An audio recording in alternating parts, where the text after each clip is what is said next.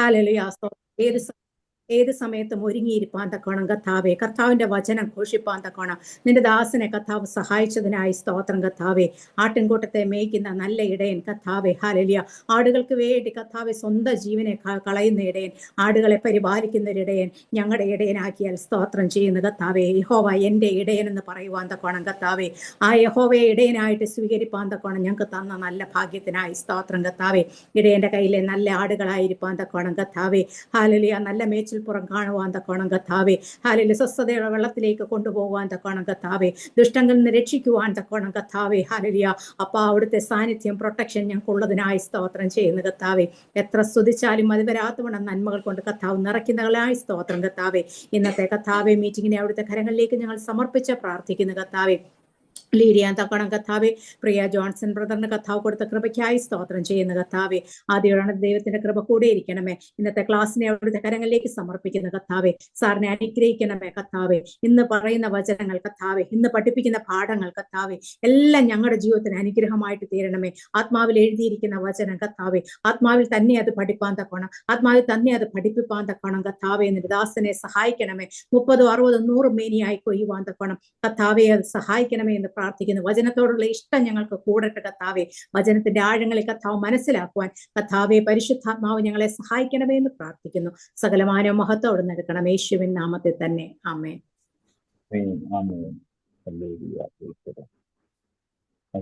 നമ്മുടെ Rajeevan Thomas sir എത്തിയിട്ടുണ്ട്. സാറിനെ ക്രിസ്തുനാമത്തിൽ ക്ഷണിച്ചുകൊള്ളുന്നു.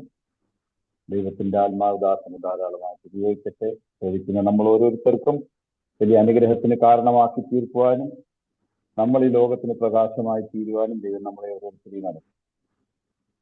സാറിനെ ക്ഷണിച്ചുകൊള്ളും.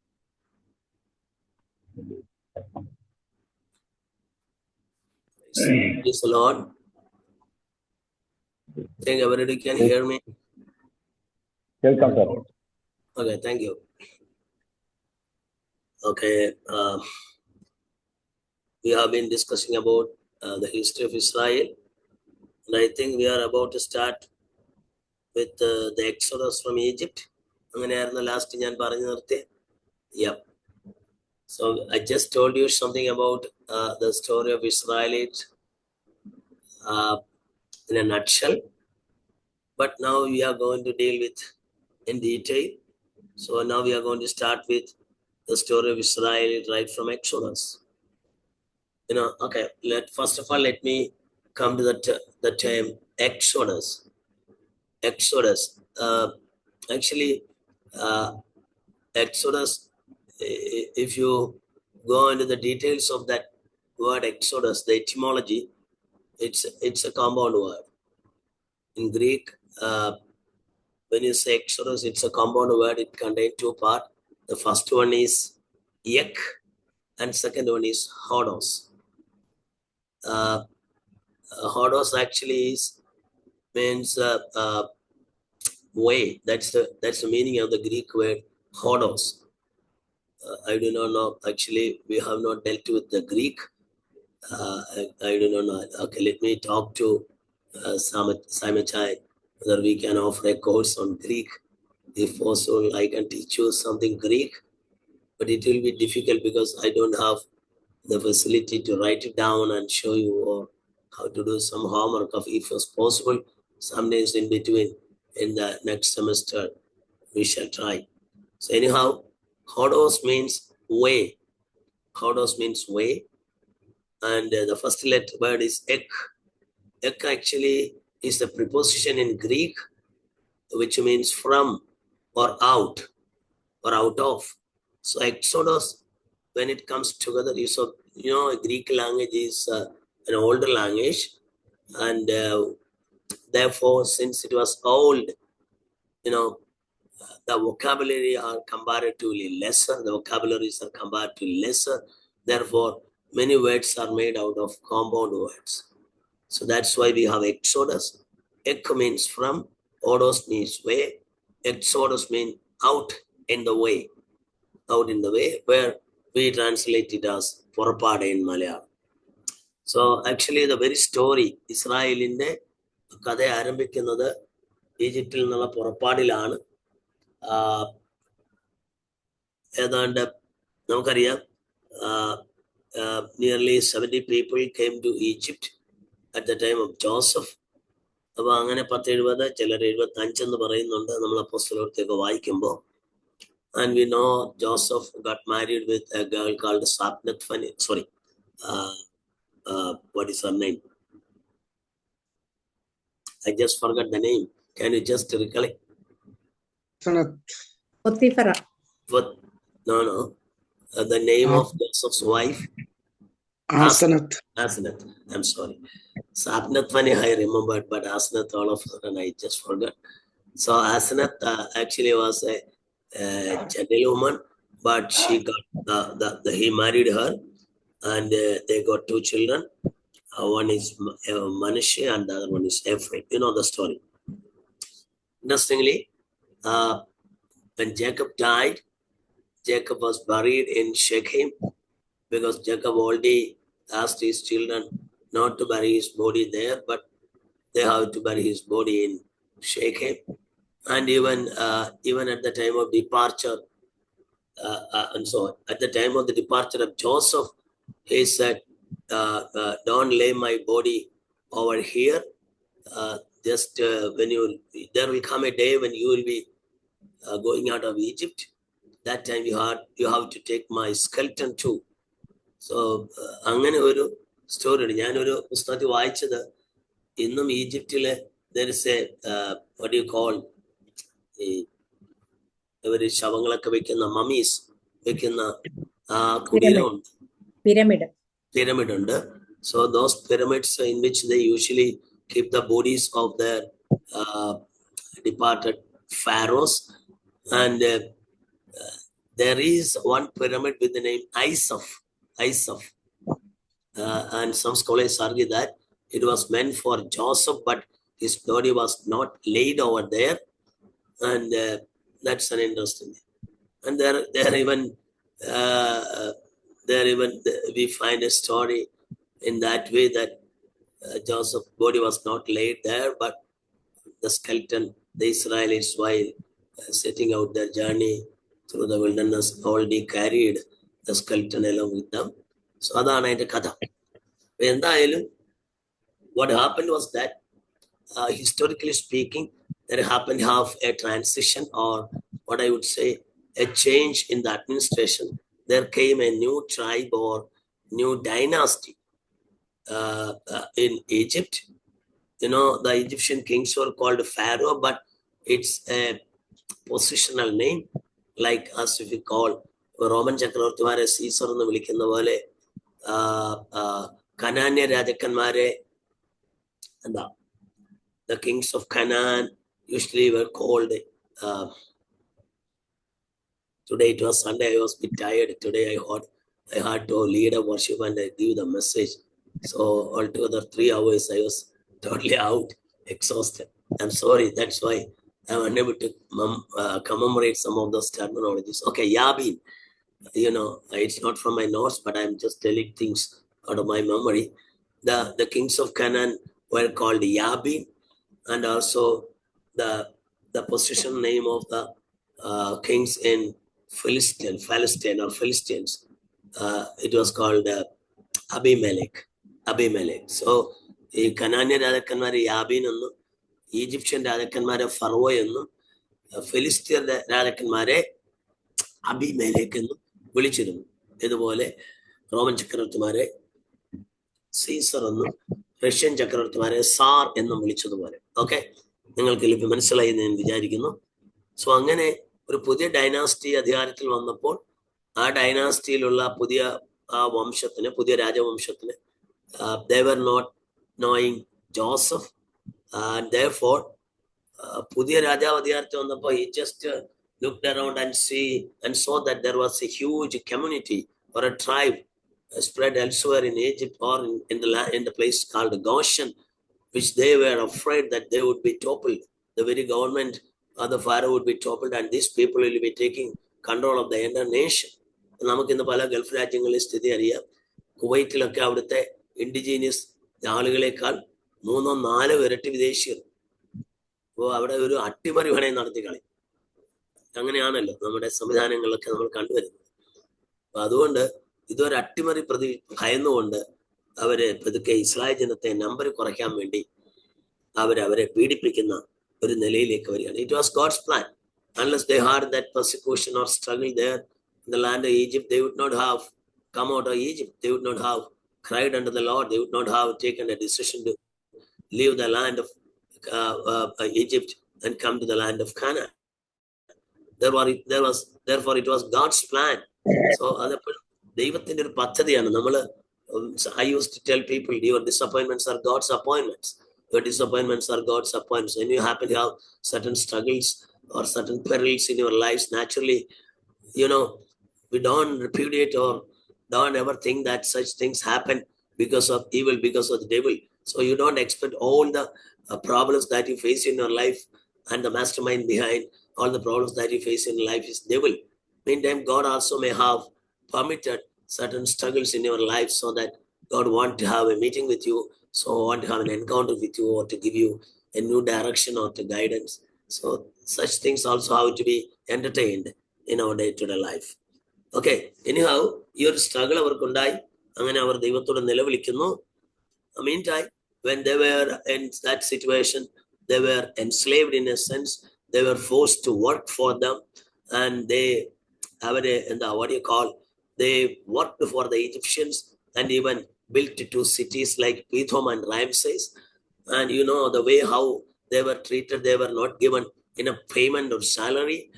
There's a saying in Malayalam, and the communist philosophy ആണ്, എല്ലുമുറിയെ പണിയുക, പല്ലുമുറിയെ തിന്നുക. മലയാള ഭാഷ പറഞ്ഞാൽ എല്ലുമുറിയെ പണിയുക. Each account is need and each account is ability എന്നൊക്കെ ഇംഗ്ലീഷിൽ ഒരു phrase ഉണ്ട്. Each account is need and each account is ability. So what are that which you can eat, but work hard. എല്ലുമുറിയെ പണി ചെയ്യണം. ഇവിടെ അവർക്ക് എല്ലുമുറിയെ പണി ചെയ്യുമ്പോൾ ഇഷ്ടിക ഉണ്ടാക്കാൻ ഇഷ്ടിക കളങ്ങളിൽ they were not given enough firewood or hay or anything for making this brick in the brick lane. Therefore they were struggling, so they had to gather. അവർക്ക് തന്നെ ഇതെല്ലാം കളക്ട് ചെയ്യണമായിരുന്നു. അങ്ങനെ they had the masters appointed upon them, so they will be whipping them, beating them. So they were at a loss, and they were literally struggling under the Egyptian rule, and were crying unto the Lord and praying unto the Lord to have a deliverance out of the land of Egypt. It was by that time they introduced the black laws. നമുക്കറിയാം, ഒരു കരിനിയമങ്ങൾ introduce ചെയ്യുക. Black loss എന്ന് പറഞ്ഞാൽ അവിടെ introduce ചെയ്ത്, ഒന്ന്, Israel മക്കൾക്ക് ഉണ്ടാകുന്ന ആൺകുഞ്ഞുങ്ങളെയൊക്കെ കൊന്നുകളയാൻ സൂതി കർമ്മങ്ങളെ ഏർപ്പാട് ചെയ്തു. So the nursing assistants were asked to choke the male babes of the Jews, but the maids were afraid of God and they didn't do that, and therefore the number of Israelis were increasing day by day. And finally the king given a command to throw their male babes to the river Nile. So otherwise they will be penalized. So such a situation, again the people of Israel is struggling. So അങ്ങനെ ഒരു കരിനിയമത്തിന്റെ കോണ്ടെക്സ്റ്റിൽ നിലനിൽക്കുമ്പോഴാണ് actually Moses was born. മോശയുടെ ജനനം ഞാൻ എൻ്റെ ഭാവനയിൽ ഇങ്ങനെ കാണാറുണ്ട്. See, at the time when Moses was born, the parents would have thought that, oh, an ill-fated child, a child born to die. Sometimes we may feel that, oh, a child, my goodness, we got a child, he is born to die. ചാകാനായി ജനിച്ചവനെന്ന് അവര് ചിന്തിച്ചേക്കാം parents. പക്ഷേ ഞാൻ പറയുന്ന എൻ്റെ ഭാഷ, ചാകാനായിട്ട് ജനിച്ചവനല്ല, വിടുവിക്കാനായിട്ട് ജനിച്ചവനാണ്. Okay, അങ്ങനെ Moses was born. ആ കഥയെല്ലാം നിങ്ങൾക്കറിയാം. ഫൈനലി മോസസിനെ ദത്തുപുത്രനെ പോലെ ഫറവോന്റെ കൊട്ടാരത്തിൽ എത്തുകയാണ്. That story also you read in the book of Exodus, chapter 2, the entire story, the marriage of what you call Amram and Jochebed, and all those stories we read in the book of Exodus, chapter 2, and the end point, chapter 3 to the ended chapter, when Moses learned all the things that which he can have in the land of Egypt, and at the age of 40, he wanted to see his brothers, because that's also an interesting thing. സാധാരണ ഈ നിങ്ങൾക്കറിയാം, ഞാൻ ടോപ്പിക്കിൽ നിന്ന് വിട്ടാണ് പറയുന്നത്. ഈ മിരിയാം ഈ കുഞ്ഞിനെ കാവല് നിൽക്കുകയും കുഞ്ഞിനെ മുല കൊടുക്കാനായി അല്ലെ പാലൂട്ടുവാനായി അമ്മയെ തന്നെ ജോക്കേബേദിനെ തന്നെ വിളിച്ചുകൊണ്ട് വരികയും ചെയ്തു. സോ അപ്പം മുലകൂടി മാറുക എന്ന് പറയുന്ന, there's a time when the child will be separated from the mother out of being fed, out of being breastfed. അത് സാധാരണ യഹൂദന്മാർക്ക് ഒരു പാരമ്പര്യമുണ്ട്. അപ്പൊ അബ്രഹാം ഇസ്ഹാക്കിന്റെ ജന്നത്തുല് കഥ വായിക്കുമ്പോഴും നമുക്കറിയാം, വൈദ്യന്റെ മുലകൂടി മാറിയപ്പോൾ വീട്ടിലൊരു വലിയ വിരുന്ന് നടത്തി എന്ന് നമ്മൾ ഉൽപ്പത്തി പുസ്തകത്തിൽ വായിക്കുന്നുണ്ട്. അബ്രഹാം തന്നെ വീട്ടിൽ വിരുന്ന് നടത്തി. ആ ഏജിനെ കുറിച്ച് ആൾക്കാർക്ക് ഭയങ്കര കൺഫ്യൂഷൻ ഉണ്ട്. പക്ഷെ ഞാൻ അടുത്ത സമയത്താണ് കണ്ടെത്തിയത്, it is at the age of 3 വയസ്സുള്ളപ്പോഴാണ് കുഞ്ഞുങ്ങളുടെ മുലകൂടി മാറ്റി. അങ്ങനെയാണെങ്കിൽ എൻ്റെ ഭാവന ഞാൻ പറയാം, ഈ മോശക്കുഞ്ഞിന്റെ മുലകൂടി മാറ്റിയത് 3 വയസ്സ്, ഷമുവേലിന്റെ മുലകൂടി മാറിയത് 3 വയസ്സ്. ആ ഒരു സമയമെങ്കിൽ ഈ 3 വയസ്സ് വരെ ആക്ച്വലി അമ്മയ്ക്ക് മോശയെ വളർത്താൻ കിട്ടിയിട്ടുള്ളൂ. അങ്ങനെയാണെങ്കിൽ വിത്തിൻ ദിസ് 3 years, ഈ 3 വയസ്സിനകത്ത് she was able to impart a knowledge. She was able to give him a vision that you are a chosen one of God. It was God's plan that you have been born. Therefore, now you are going to the palace. So God will use you. So we people of Israelites are foreigners here. We are living in exile under slavery, and you will be used by God for the deliverance of people of Israelites. But that's an awesome thing. That means the mother of Moses would have given him a vision. ഇന്നും എനിക്ക് ഞാൻ ചിലപ്പോഴൊക്കെ പ്രസംഗിക്കാൻ പറയാറുള്ള ഒരു കാര്യമാണ്, actually the mothers of this day also should give. They may be able to impart a vision to their young ones. കുഞ്ഞുങ്ങൾക്ക് ഒരു ദർശനം കൊടുക്കാൻ കഴിയണം. ഒരു ദർശനം കൊടുക്കാൻ കഴിഞ്ഞാൽ they will be living for God and they will be used by God. Parents ചെയ്യേണ്ട ഒരു കാര്യമാണ്. കുഞ്ഞുങ്ങൾക്ക് നിങ്ങൾക്കൊന്നും you don't try to have a great hair or inheritance for them, whereas you need to give them a vision, impart a vision. Naturally, they will be living by vision. They will be giving by that revelation vision, and the vision will revolutionize their life, and they will be used extensively by the Almighty. So this is what I want to tell you out of that story. Anyhow, you know the story of Moses. Moses, the very word Moses, actually the Hebrew word is Moseh, which means the one that which is taken out of water, and that's it. So he was in the palace, and finally one day he comes out for the deliverance of his people, to talk to them. And the end of the story, you know, in chapter 2 itself we find in Exodus chapter 2. രണ്ടാമത്തെ നമ്മൾ അത് വായിക്കുന്നുണ്ട്. അത് കഴിഞ്ഞിട്ട് finally Moses intervenes in a fight between the Jews, and in that fight they both actually pushed him aside and reminded him of what the criminal activity that he did on the other day by killing an Egyptian, which eventually was frightening. So he was forced to flee the land of Egypt. അങ്ങനെ ഈ പുള്ളിക്കാരൻ ഓടിപ്പോവുകയാണ്. മിസ്രൈമിൽ നിന്ന് ഓടി അദ്ദേഹം ഒടുവിൽ നമുക്കറിയാം ഓനിലെ പുരോഹിതനായ ഇത്രോവിന്റെ അടുക്കൽ ചെല്ലുന്നു. അവിടെ വെച്ച് സിപ്പോറ വെള്ളം കൊടുക്കാൻ ആടുകളെയും കൊണ്ട് വരുന്നു. അവിടെ സംസാരിക്കുന്നു. ഫൈനലി മോസസ് ആ വീട്ടിൽ ചെല്ലുന്നു. സിപ്പോറ വിവാഹം കഴിക്കുന്നു. Finally he becomes the son-in-law of Jethro or Raguel, and you know the whole story that also we read in chapter 2 of book of Exodus. And he was there for 40 years tending the flock of his father-in-law. But the fortunate thing, that is what something that which I want to remind you, all of you. The thing is that he tended, or he was tending the flock of his father-in-law for how many years? 40 long years. 40 long years. The most interesting thing is that though he was working with his father-in-law, doing everything for him, he has not taken even one sheep for himself. And we don't read whether he was given any payment or not. Interesting thing, here I used to make a comparison with Jacob. Jacob served his father-in-law for 20 years. And after 20 years, what happened? The sheep of his father-in-law went down and the sheep of Jacob increased. Finally, when he set out with that huge wealth and the sheep, you know the story that happened. So within 20 years, Jacob became a rich man. 20 വർഷം കൊണ്ട് ഭയങ്കര സമ്പന്നനായി യാക്കോബ്. എനിക്ക് മോശയോട് ഇഷ്ടമുള്ള ഒരു കാര്യം, മോശ 40 വർഷം അമ്മാവിപ്പന്റെ ആടിനെ തീറ്റിട്ടും ഒരു ആടിന്റെ രോമം പോലും ആരെടുത്തില്ല. ഞാനൊരു മെസ്സേജ് കൂടെ പറയാം. ദൈവം തന്നെങ്കിലേ അനുഗ്രഹമുള്ളൂ. അപ്പം തന്നാലും, അമ്മ തന്നാലും, അച്ചാച്ചൻ തന്നാലും, അമ്മാച്ചൻ തന്നാലും, അമ്മാവിയപ്പൻ തന്നാലും, ആര് തന്നാലും ദൈവം തന്നെങ്കിലേ അനുഗ്രഹമുള്ളൂ. 20 വർഷം കൊണ്ട് സമ്പന്നനായ യാക്കോബ് അവസാനം യാബോക്ക് വെച്ച് തമ്പനവനോട് മല്ല് പിടിക്കും, പറയാ നീ എന്നെ അനുഗ്രഹിക്കണം.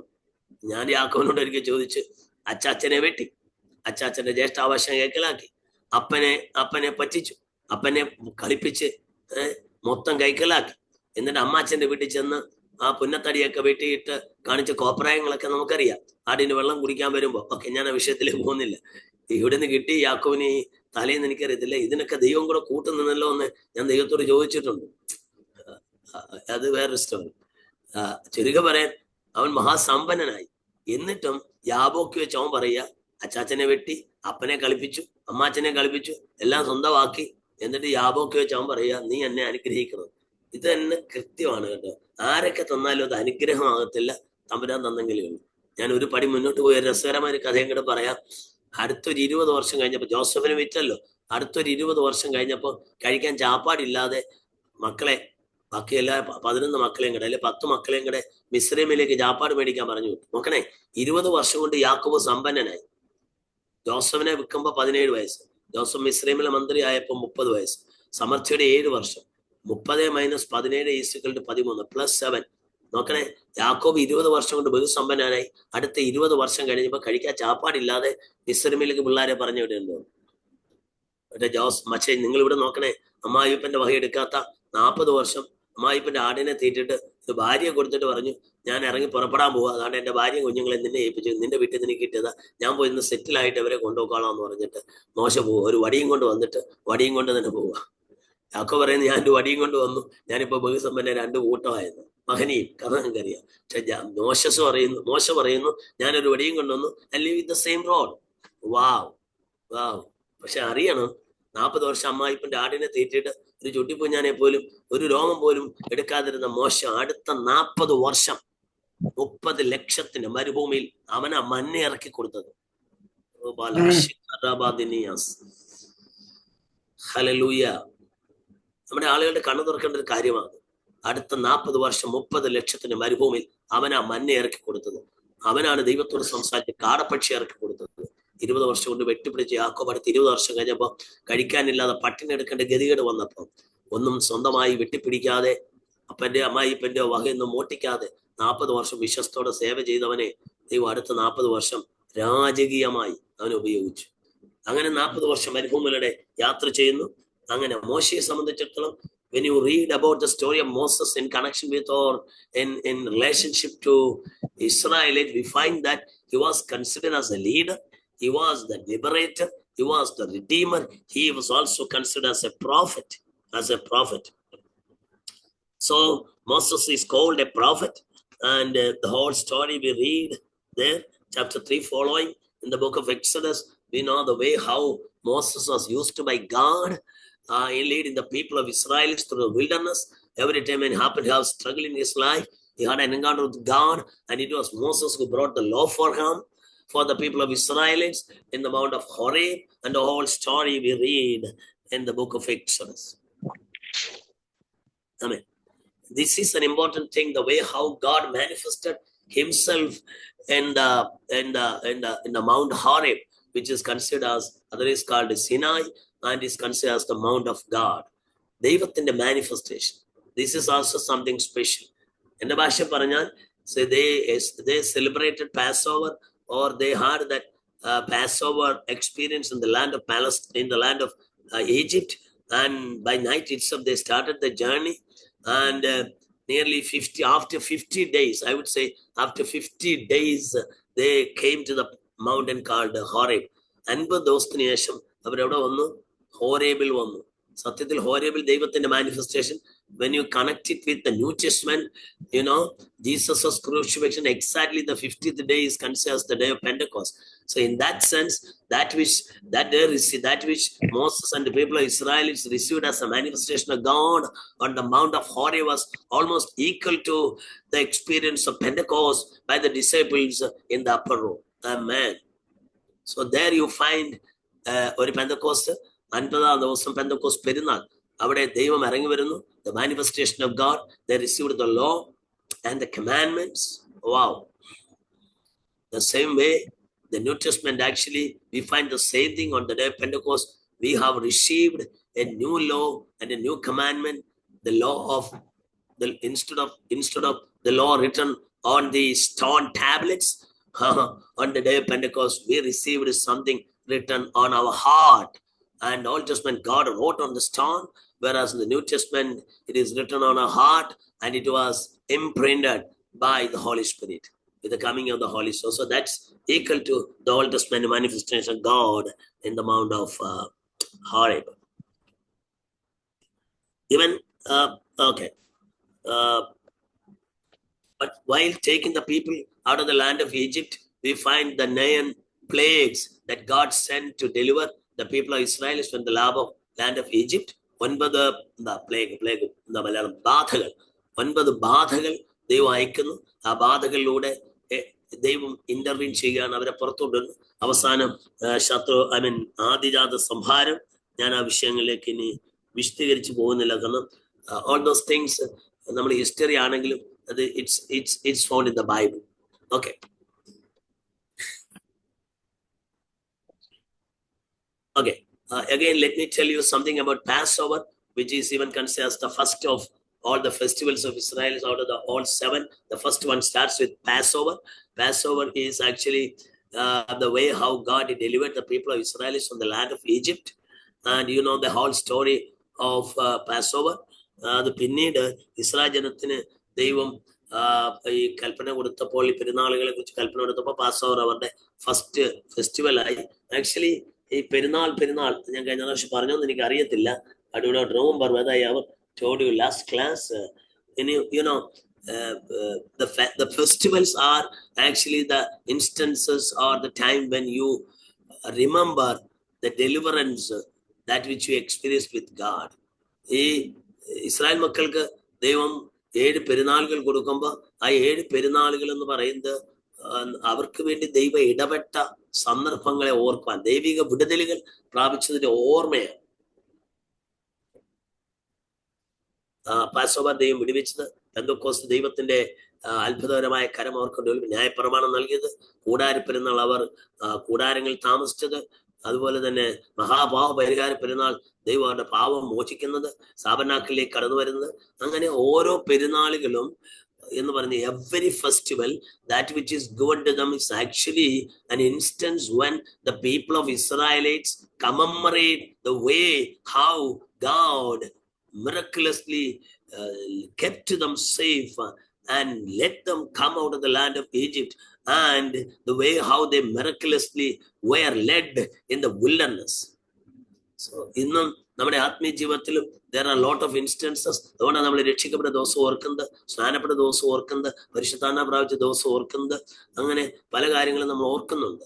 അപ്പൊ ഇത്തരം കാര്യങ്ങൾ ഒക്കെ ഓർക്കുന്നത് നല്ലതാണ്. അതുകൊണ്ട് തന്നെയാണ് കർത്താവ് കർത്തൃമേശ സ്ഥാപിച്ചപ്പോ തമ്പുരാൻ പറഞ്ഞൊരു കാര്യം, do it in remembrance of me. Do it in remembrance of me, എന്റെ ഓർമ്മയ്ക്കായി ഇത്. അതിന് ഗ്രീക്ക് ഭാഷയിൽ അനംനേസിസ് എന്ന് പറയും. What is that? Anamnesis. So do it in remembrance of anamnesis. So anamnesis എന്ന് പറഞ്ഞാൽ it's an act of commemoration, commemorating what Lord has done on the cross of Calvary for the remission of our sin. How God planned and executed God's plan on the cross of Calvary as an event that which is meant for translating us from the kingdom of darkness to the kingdom of God, or an event God remitted all our sins and paid off everything for us. So every time when you come together, the Lord's table has to be observed as a commemoration of what the Lord has done for us, or making us children of God, and even or the way how we are given the salvation or the salvific act of God on the cross of Calvary, where this is something special. Passover is almost is connected with the crucifixion. Paul even, I think it is in 1 Corinthians chapter 5 somewhere, where you find that our Passover lamb is slain, none other than Jesus, something reference you find. Okay. അപ്പൊ ആ സംഭവം നമ്മൾ ഓർക്കണം. അപ്പൊ നമ്മുടെ പെസഹ കുഞ്ഞാടായ പെസഹ കുഞ്ഞാട് അറുക്കപ്പെട്ടിരിക്കുന്നു, ക്രിസ്തു തന്നെ. ഈ പെസഹയെ കുറിച്ച് കുറെ റൂൾസ് ആൻഡ് റെഗുലേഷൻസ് ഉണ്ട്. The Passover lamb has to be separated, kept aside for 4 days, and it should be sacrificed on the 14th night of the first month, which is called Nisan or Abib. And the blood of the lamb has to be sprinkled on the doorpost and also on the crossbar on the top, and also they have to burn and the flesh, and they have to eat with bitter spinach. What do you call it? Spinach. Cheere ennullane enna parayunnu? Spinach. Okay. So bitter spinach.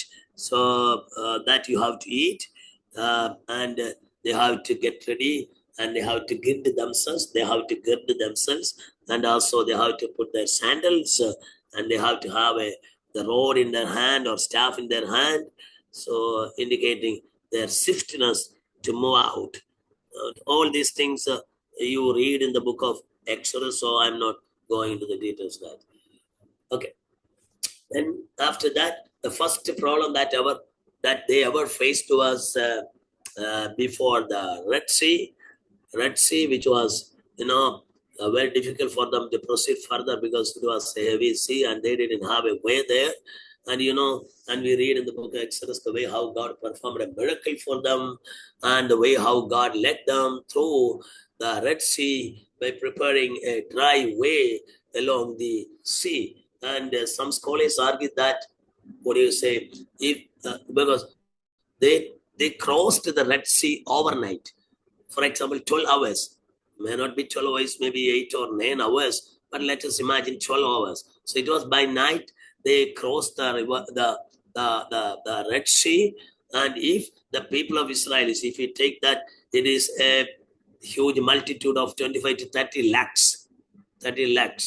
30 ലക്ഷത്തിനിടയിലുള്ള ഒരു ജനക്കൂട്ടം ഒന്നിച്ച് ഒരു വഴി കടക്കണമെങ്കിൽ ഒരു 3 അടി വീതിയിലോ 5 അടി വീതിയിലോ road വന്നാൽ ഒരു രാത്രി കൊണ്ട് കടക്കത്തില്ല. Are you getting me? Yep.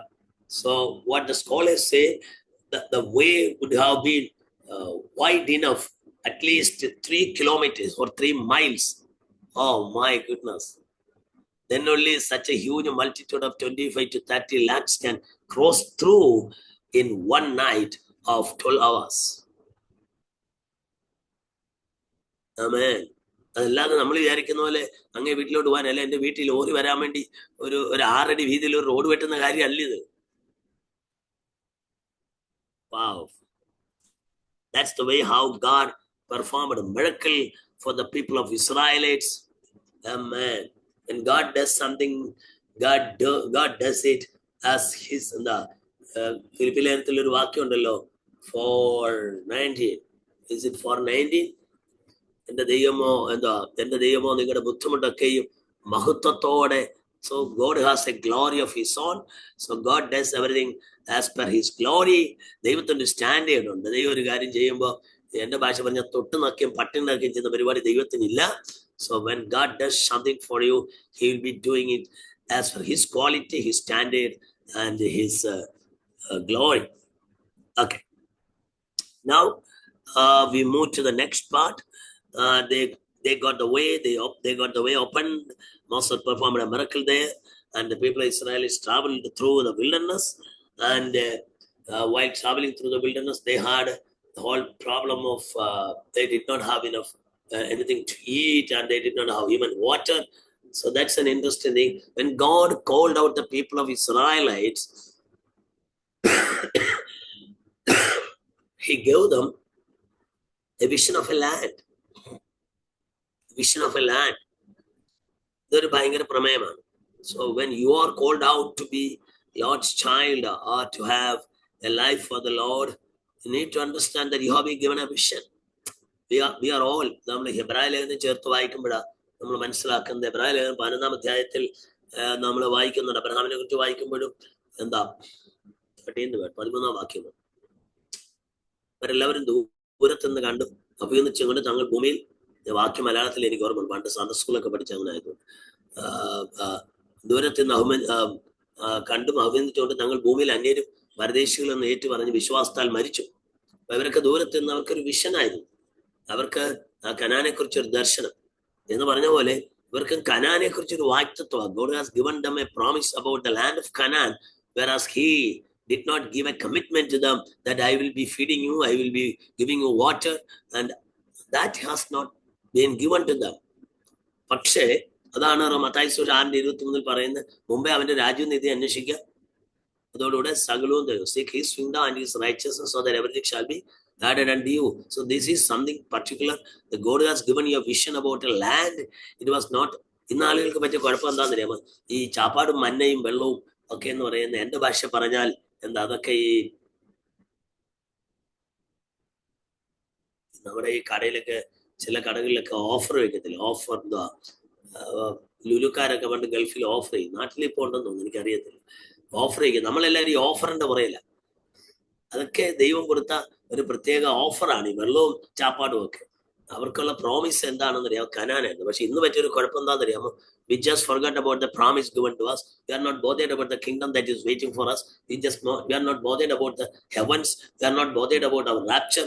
What we are bothered about, look at our fasting prayers, look at our prayer meeting.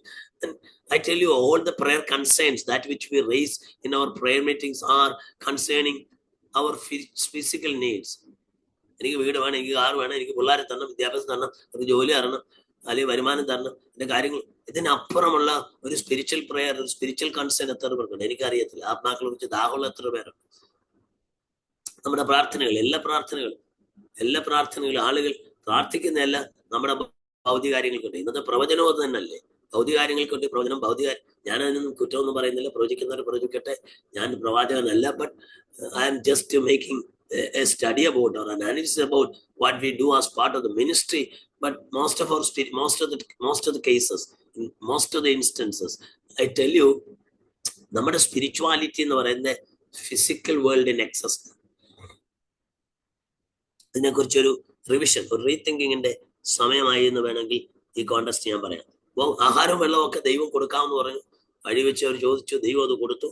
So നിങ്ങൾ എക്സോഡസ് 16 വായിക്കും. I think it is in chapter 16 where you find they were asking for food and God gave them manna, and in chapter 17 they were asking for water, and finally the rock that is broken in Horeb where they received water, and finally they come to the Mount Sinai where they have been given the law, and we read about the manifestation of God. There God himself comes down in glory giving out the law, and the end of the story we know.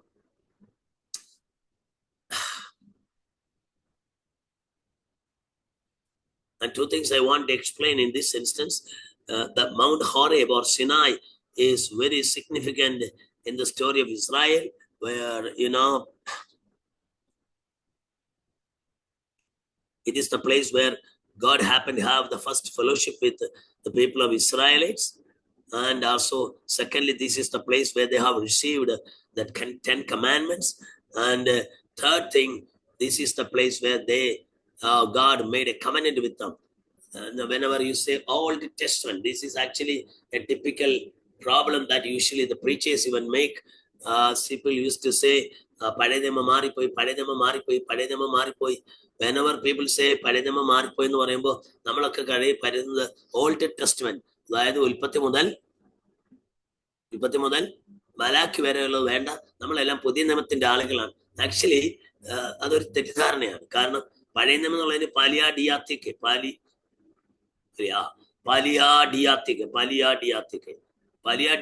എന്ന് പറഞ്ഞാൽ പഴയ നിയമം. ഡിയാത്തിക്ക് എന്ന് പറഞ്ഞാൽ അതിന്റെ literal meaning covenant എന്നാണ്. Actually that which is taken away is not the old testament but the old covenant. ഹോറേബിൽ വെച്ചുണ്ടാക്കിയ ആ പഴയ കവനന്റ് ഉടമ്പടിയാണ് ദൈവം നീക്കിയിട്ട് കൈനേഡിയാത്തിക്ക് എന്ന് പറഞ്ഞാൽ പുതിയ നിയമം. പുതിയ നിയമം എന്ന് പറഞ്ഞാൽ പുതിയ ഉടമ്പടി എന്നാണ്. യേശുവിന്റെ ഭാഷ പറഞ്ഞാൽ ഇബ്രാഹിം ലേഖനത്തിൽ പറയുന്ന പോലെ ആട്ടുകൊറ്റനാടെ കാളുക്കട രക്തം കൂടെ ഉണ്ടാക്കിയ ഉടമ്പടി അല്ല. This is actually a covenant that which is made by shedding the blood of Jesus on the cross of Calvary, and we are people of a new covenant, and therefore the old covenant is gone. So for your kind information, let me tell you that which is gone is not the old testament which we call right from Genesis to Malachi, but that which is gone is the old covenant. Instead, we have been given a new covenant, and the new covenant is started by Lord Jesus through his death on the cross of Calvary, and is signed by the blood of Jesus rather than signing by the blood of the animals, that which is done in the Old Testament when God made a covenant with the people of Israelites. So this is it. So these are the things that which you need to take note of, take heed of. Okay, any questions, any query? Fast, don't waste your time. You can unmute and ask me any question, anything related to this. Otherwise, we'll be moving to the next.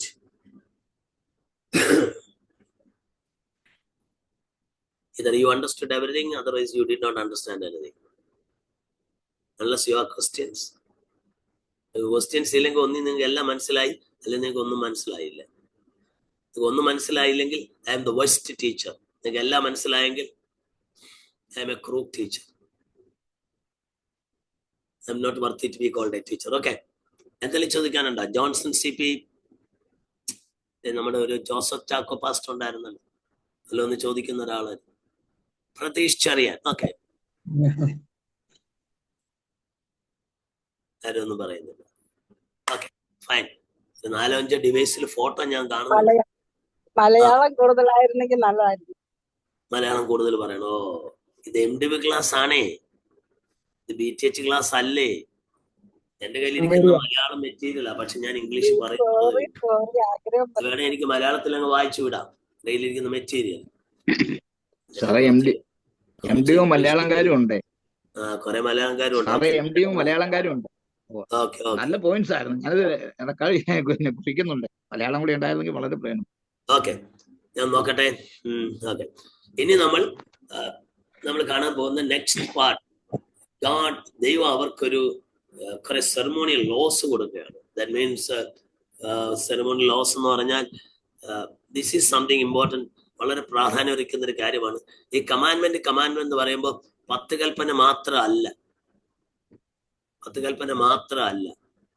അതിന്റെ കൂടെ അതിന്റെ ഒരു corollary ആയിട്ട് what you call as an addition to the 10 commandments, ദൈവം കുറെ moral code. നിങ്ങൾ അറിയേണ്ട ഒരു പ്രധാന കാര്യം, ഇന്നും നമുക്കുള്ള ഒരു കുഴപ്പം, നമ്മൾക്ക് പെന്തക്കോസ്തുകാരെ സംബന്ധിച്ചിടത്തോളം നമ്മുടെ അടിസ്ഥാന ഉപദേശങ്ങൾ എന്താണ്? Can somebody try? പാസ്റ്റേഴ്സ് ഒക്കെ ഇല്ലേ? സുജിൻ ജോയ് അറിയ പാസ്റ്റർ? സുജിന്റെ പ്രസംഗം എനിക്ക് ഇഷ്ടപ്പെട്ടു, ഞാൻ വായിച്ചിട്ടുള്ളതാണ്. ആ പറഞ്ഞ്, if a sheep is to lie, it must be free from fear, it must be free from hunger, it must be free from trust, it must be free from... പഠിച്ചു വന്നാ വേണ്ട വിധത്തിൽ പ്രസന്റ് ചെയ്യാൻ പറ്റിയില്ല. നല്ല കാര്യം. ആട് കിടക്കണമെങ്കിൽ ഭയത്തിൽ നിന്ന്, വിശപ്പിൽ നിന്ന്, ആഗണിയിൽ നിന്ന്, ടെൻഷനിൽ നിന്ന്. ഓക്കെ, ഞാൻ പണ്ട് ഇവിടെ വായിച്ചിട്ടുള്ള ബ്രദർ പറഞ്ഞപ്പോ ഞാൻ ഓർത്തുപോയി. ഓക്കെ, അതുപോലെ തന്നെ ക്ഷുദ്രജീവികളിൽ നിന്നൊക്കെ സ്വാതന്ത്ര്യം കിട്ടണം, അതിലേ കിടക്കത്ത്. Okay, fine, thank you. അപ്പൊ ദൈവം കൊടുത്ത ഈ 10 കൽപ്പന എന്ന് പറയുന്ന പോലെ നമ്മുടെ ഉപദേശം, രക്ഷ, സ്നാനം, പിന്നെന്തുവാ, പരിശുദ്ധാത്മാവ്, വേർപാട്, അപ്പം നുറുക്കൽ, കൂട്ടായ്മ, പ്രാർത്ഥന, ഇത്രയൊക്കെ ഉള്ളൂ. ഇതിൽ മാത്രം നമ്മൾ ഇങ്ങനെ കടിച്ചു പോകുക. പക്ഷേ there's a set of moral code and conduct. പഴയ നിയമത്തിൽ ഇസ്രായേലിന് 10 കൽപ്പന കൊടുത്ത കൂടാതെ ദൈവം ഒരു correct code and conduct, moral code and conduct കൊടുത്തിരുന്നു. സോഷ്യൽ ലാസ്, അതിനകത്ത് ആരാധന നിയമങ്ങൾ ഉണ്ടായിരുന്നു. എന്തുണ്ടായിരുന്നു? Ceremonial laws. ആരാധനയ്ക്ക് നമുക്ക് ഈ എബ്രായ ലേഖനത്തിലാന്ന് തോന്നുന്നില്ല, എബ്രായ ലേഖനം എവിടാ വായിക്കുന്നത്? 9-ാം അധ്യായത്തിന്റെ തുടക്കത്തിൽ മറ്റാണെന്ന് തോന്നുന്നല്ലോ. എന്താ, ആദ്യ നിയമത്തിന് ആരാധനയ്ക്കുള്ള അങ്ങനെ വാക്യം ഉണ്ടല്ലോ. ആദ്യ നിയമം ആരാധനയ്ക്കുള്ള ചട്ടങ്ങളും മതി ആ വാക്യം തന്നെ. ആരാധനയ്ക്കുള്ള ചട്ടങ്ങളും ആരാധനയ്ക്കൊരു യാഗപീഠവും ഒക്കെ ഉണ്ടായിരുന്നു. അതിനൊരു കൂടാരം ചമയ്ക്കണം, അതിന് മുൻകൂടാരം പിൻകൂടാരം, ഒന്നാമത്തേന് വിശുദ്ധെന്നും ഒന്നാമത്തേന് വിശുദ്ധെന്ന് പറയാൻ കാരണം പ്രാകാരം കൂടാരത്തിന്റെ ഭാഗമായിട്ട് കണക്കാക്കിയിട്ടില്ലായിരുന്നു. അതുകൊണ്ടാണ് ഒന്നാമത്തേന് വിശുദ്ധലം, പിന്നത്തേല് അതിവിശുദ്ധലം, അതിൽ ഇന്ന സാധനങ്ങൾ. അപ്പൊ അതിന് ആദ്യ നിയമത്തിന് ചട്ടവും, എനിക്ക് ഭയങ്കര ഇഷ്ടമുള്ള ഒരു വാക്യ, ആദ്യ നിയമത്തിന് ചട്ടവും വിധികളും പ്രമാണവും ഒക്കെ ഉണ്ടെങ്കിൽ രണ്ടാമത്തതിനും എന്തുണ്ട്? ഇത് നമ്മുടെ ആളുകൾക്ക് പറ്റിപ്പോ ഒരു കുഴപ്പമാണ്. വളയത്തിൽ കൂടെ ചാടി വന്ന് പുതിയ നിയമം വന്നപ്പോഴത്തേന് വളയമില്ലാതെയും ചാടാം. ഈ പണ്ട് സർക്കസ് നടത്തുന്ന ഞാൻ കണ്ടിട്ടുണ്ട്. അപ്പൊ അവര് ഓരോ വളയത്തിൽ കൂടെ ചാടും. ആദ്യം ഒരു വലിയ വളയം, പിന്നെ അതിനേക്കാൾ ചെറിയ വളയം. കൊച്ചുനാളെ കണ്ടത്, ഇപ്പോഴൊക്കെ എനിക്കത് ക്ലിക്ക് ചെയ്യുന്നു. പിന്നെ ഒരു ചെറിയ വളയം, എല്ലാം കഴിഞ്ഞ് ഏറ്റവും ചെറിയ വളയം വന്നു കഴിഞ്ഞിട്ട് അയാൾക്ക് ഒക്കുന്നിടത്തോളം കയറിയിട്ട് അവസാനം പറയും ഇനി ഒരു അസാധാരണ ചാട്ടമാണെന്ന്, വളയമില്ലാതെ ഒരു ചാട്ടം ചാടും.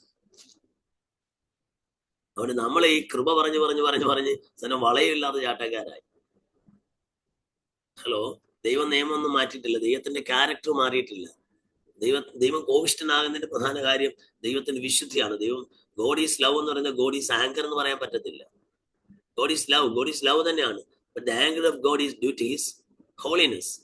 അതുകൊണ്ട് ആ ഹോളിനെസ് ഉള്ള ദൈവത്തിന് ആളുകളെ അടുപ്പിക്കാൻ പറ്റത്തില്ല എന്നുള്ളതേ ഉള്ളൂ, പാപത്തെ വെറുക്കുന്നത് കൊണ്ട്. അപ്പൊ എന്റെ വിഷയം ഇത്രയേ ഉള്ളൂ. ആരാധനയ്ക്ക് നിയമമുണ്ട്. അതുകൊണ്ട് എങ്ങനെ ആരാധിക്കാം? എന്ത് കാണിക്കുന്ന കോപ്രായങ്ങളും ആരാധനയാണെന്ന് സങ്കല്പിക്കരുത്. What is worship? എന്റെ ഒരു ടോപ്പിക്കാണ്, സാധാരണ ഞാൻ ക്ലാസ് എടുക്കുന്നതാണ്. എന്നാലും ഞാൻ നിങ്ങളോട് ചോദിച്ചു, I want to know what's your knowledge, what's your understanding about worship. എന്താ ആരാധന എന്ന് പറഞ്ഞാൽ നമ്മൾ മനസ്സിലാക്കും. ആരെങ്കിലും ഒന്ന് പ്രതികരിച്ചോ? സമയമില്ല. ഉറക്കെ പറ. സുമ എന്ന് പറയുന്ന ആളിന് ക്യാമറ ഓൺ ചെയ്യാൻ, ക്യാമറ ഓൺ ചെയ്യാൻ പറ്റുമോ? ഇച്ചിരി കൂടെ ഉറക്കെ പറയണം. ഓഡിയബിൾ അല്ല. ദൈവപ്രസാദമുള്ള യാഗമായിട്ട് എന്തോ യാഗം കഴിക്കണം ഒക്കെ പൗലോസ് പറയുന്നു. നിങ്ങളുടെ ശരീരങ്ങളെ അതെനിക്ക് ഇഷ്ടപ്പെട്ടു. അതൊരു ടിപ്പിക്കൽ ഡിപ്ലോമാറ്റിക് ആൻസറാ. സൂത്രത്തിൽ സ്വോത്രം പറഞ്ഞ യാഗം ആവുമെന്ന് ഞാൻ വിശ്വസിക്കുന്നില്ല. അതൊരു പ്രയോഗം, ഒരു ഫിഗറേറ്റീവ് ലാംഗ്വേജാ. സ്തോത്രം എന്ന വാക്കിന്റെ അർത്ഥം എന്താ?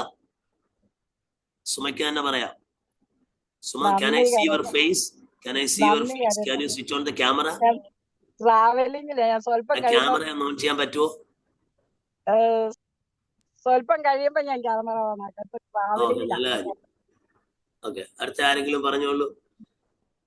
എന്താ സ്തോത്രം എന്ന് പറഞ്ഞാൽ? നിമി സിസ്റ്റർ, നിമി മാഡം എന്താ പറയാൻ വരുന്നത്? എന്തോ ജോൺസൺ പറഞ്ഞ് പറഞ്ഞേ. നന്ദി കരയറ്റുക. പുസ്തകം നോക്കിയാന്ന് പറയുന്നത് എനിക്ക് അറിയത്തില്ല. സ്തോത്രം എന്നുള്ളതിന് ഇംഗ്ലീഷ് വേദോസ്തത്തിൽ എല്ലാം താങ്ക്സ് ഗിവിംഗ് എന്നാ പറയുന്നത്. ആരാധനയ്ക്ക് 2 എലമെന്റ് ഉണ്ട്. ഒന്ന് സ്തോത്രവും ഒന്ന് സ്തുതിയും. സ്തോത്രം എന്ന് പറഞ്ഞാൽ താങ്ക്സ് ഗിവ്. അപ്പൊ സ്തുതി എന്ന് പറഞ്ഞാൽ എന്തുവാ? ആരാധന. അതെനിക്ക് മനസ്സിലായി. സ്തുതി ആരാധന മാത്രമല്ല, ദൈവത്തെ ഉയർത്തുക. അത് പണ്ടൊരിക്കൽ ഞാൻ പറഞ്ഞോന്ന് എനിക്കൊരു സംശയമുണ്ട്.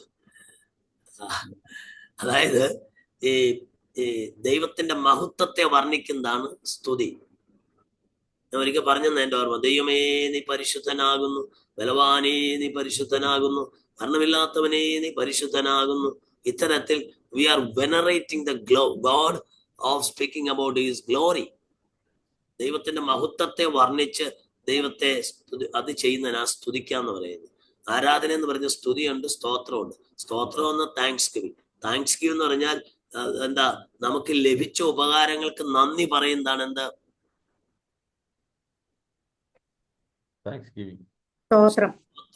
ലഭിച്ച ഉപകാരങ്ങൾക്ക് നന്ദി പറയുന്നതാണ്. എന്നാൽ സ്തുതി എന്ന് പറയുന്നത് ദൈവത്തിന്റെ ആളത്വത്തെ പ്രശംസിക്കുന്നതാണ്. ദൈവത്തിന്റെ ആളത്വത്തെ, ദൈവത്തിന്റെ പേഴ്സണാലിറ്റിയെ, അത് ലഭിച്ച ഉപകാരത്തിന് നന്മ, നന്ദി പറയുന്ന, സ്തുതിയും സ്തോത്രം എന്ന് പറയുന്നത്, അതിനകത്ത് relationship is almost like a master slave റിലേഷൻഷിപ്പാണ്. When you thank God for all what you have received from Him, actually it is like, നിങ്ങൾ ദൈവത്തിന് നന്ദി പറയുന്നത്, the relationship is like a master slave relationship. ഇന്നും ആളുകൾ ദൈവത്തിന് സ്തോത്രം പറഞ്ഞ് താതാന്ന് പറയുക, അതിന് സ്തോത്രം പറയാ, കിട്ടിയതിനൊക്കെ സ്തോത്രം പറയാ, മക്കളെ തന്നനായി സ്തോത്രം, കാർ ഒന്നനായി സ്തോത്രം, വീട് ഒന്നനായി സ്തോത്രം, ജോലി ഒന്നനായി സ്തോത്രം, എന്നെ പ്രാർത്ഥനയാണ്. ഇന്നൊരു ഗ്രാസ് റൂട്ട് ലെവലിൽ ഇപ്പോഴും നിൽക്കുക, അടുത്ത ലെവലിലേക്ക് പോയില്ല. ആ ഒരു ലെവലിൽ നിന്നൊരു പ്രോഗ്രസീവ് ഇന്റിമസി വരണം നമ്മുടെ വർഷിപ്പിൽ. എന്ന് പറഞ്ഞാൽ യജമാന അടിമ ബന്ധത്തിൽ നിന്ന് സത്യത്തിൽ ഗ്രീക്കിൽ അതിന് പ്രോസ്കുനയ എന്നാ പറയുന്നത്, നമസ്കരിക്കുക എന്നൊക്കെ ഉള്ള ഒരു പദമാണ്. മത്തായി 2:2-2:12 ഉപയോഗിക്കുന്ന യവനായ പദമാണത്. എബ്രായർ 11:23 ആ വാക്യം ഉണ്ടെന്ന് എൻ്റെ ഓർമ്മ. യാക്കോബ് തന്റെ അടിയുടെ ചാരിക്കൊണ്ട് നമസ്കരിച്ചു. അവിടെയും ആരാധിക്കുക എന്നുള്ളതിന് പ്രോസ്കുനയോ എന്ന് പറയുന്ന ഒരു പദമാണ്. അതായത് ആ പദത്തിന് ഫോൾ പ്രോസ്ട്രേറ്റ്, നെടുമ്പാട് കമണ്ണ് വീഴുക, നമസ്കരിക്കുക എന്നൊക്കെയാണ് അർത്ഥം. അത് യജമാനന്റെ മുന്നിൽ അടിമ വീണ് നമസ്കരിക്കുന്നില്ലാണ്. റിലേഷൻഷിപ്പ് എന്താണെന്നറിയാൻ യജമാന അടിമ ബന്ധമാണ്. പക്ഷേ when you grow in your relationship, there is a progressive intimacy in relationship where the relationship will be shifted from slave master to father son or father daughter. അതൊരു ഭയങ്കര തലമാണ്. നമ്മുടെ ആളുകൾ ഇന്നും അടിമയെ പോലെ നിന്ന് ദൈവത്തിന് സ്തോത്രം പറഞ്ഞേക്ക് ആ ലെവലിൽ നിന്ന് മകൻ എന്ന നിലയിൽ, മകൾ എന്ന നിലയിലേക്ക് ഒരു റിലേഷൻഷിപ്പിലേക്ക് വന്ന് ദൈവത്തെ സ്തുതിക്കുമ്പോഴാണ് ആരാധനയുടെ ഒരു ഹയർ ലെവലിൽ നമ്മൾ എത്തുന്നത്. നമ്മൾ ഇന്നും ഗ്രാസ് റൂട്ട് ലെവലിൽ ആരാധന എന്ന് ലിറ്ററലി പറഞ്ഞാൽ, എൻ്റെ ഭാഷ പറഞ്ഞ it's an attitude of gratitude where you serve your dad, serve God as your dad. ഒരു അപ്പനെ ശുശ്രൂഷ ചെയ്യുന്ന പോലെ ദൈവത്തെ ശുശ്രൂഷിക്കുക. അപ്പം ആരാധനയുടെ നിയമങ്ങൾ യോഹന്നാന്റെ സുവിശേഷം 4-ാം അധ്യായത്തിലെ ശമരിയ സ്ത്രീക്ക് ആരാധന വെളിപ്പെടുത്തി അവിടെ വായി കൃത്യമാണ് കർത്താവ് പറഞ്ഞിട്ടുണ്ട്. ഞാൻ അതിലേക്ക് പോയില്ലെന്നുള്ളതേ ഉള്ളൂ. ശമരിയക്കാരുടെ യേശു പറയുന്ന ഒരു കാര്യമാണ്, സത്യ നമസ്കാരികൾ പിതാവിനെ ആത്മാവിലും സത്യത്തിലും നമസ്കരിക്കുന്നു. ആ വാക്കുകൊണ്ട് കൃത്യമാണ്, പിതാവിനെയാണ് നമസ്കാരം. ആ റിലേഷൻഷിപ്പ് കൃത്യമാണ്. പിതാവിനെ, സത്യ നമസ്കാരികൾ മക്കളാണ്, പിതാവിനെയാണ് നമസ്കരിക്കുന്നത്. ഓക്കെ, അപ്പൊ ആരാധനയുടെ നിയമങ്ങൾ, അപ്പൊ ദൈവം എങ്ങനെ ആരാധിക്കണം, അപ്പൊ ഇത് തന്നെ ഒരു കാര്യമാണ്. അതുകൊണ്ട് നമ്മൾ കാണുന്ന ഈ നമ്മുടെ ചടങ്ങുകൾ, റിച്വൽസ്, ഇത്തരം കാര്യങ്ങളെ കുറിച്ച് പുതിയ നിയമത്തിൽ നമ്മൾ ഒന്നുകൂടെ കൂലങ്കഷമായി ചിന്തിക്കേണ്ടിയിരിക്കുന്നു. നമുക്ക് ആക്ച്വലി ഒരു ലിറ്റർജിക്കൽ വർഷിപ്പ് ഇല്ല, ഒരു ആരാധനക്രമം ഒന്നും പെന്തക്കോസ്റ്റ് സർക്കിളിൽ. I think most of you or all of you are Pentecostals. Am I not right? നിങ്ങൾ ആരൊക്കെ എല്ലാവരും പെന്തക്കോസ്റ്റുകാരാണോ? പുറത്തുള്ളവരാരെങ്കിലും ഉണ്ടോ? ഭർത്തമാ CSA സാധ്യത കുറവാ, എന്നാലും ഞാൻ ചോദിച്ചു പോവാ. ഇല്ല. അപ്പൊ നമ്മുടെ ആരാധനകൾ, നമുക്കൊരു ലിറ്റർജിക്കൽ വർഷിപ്പ് ഇല്ല.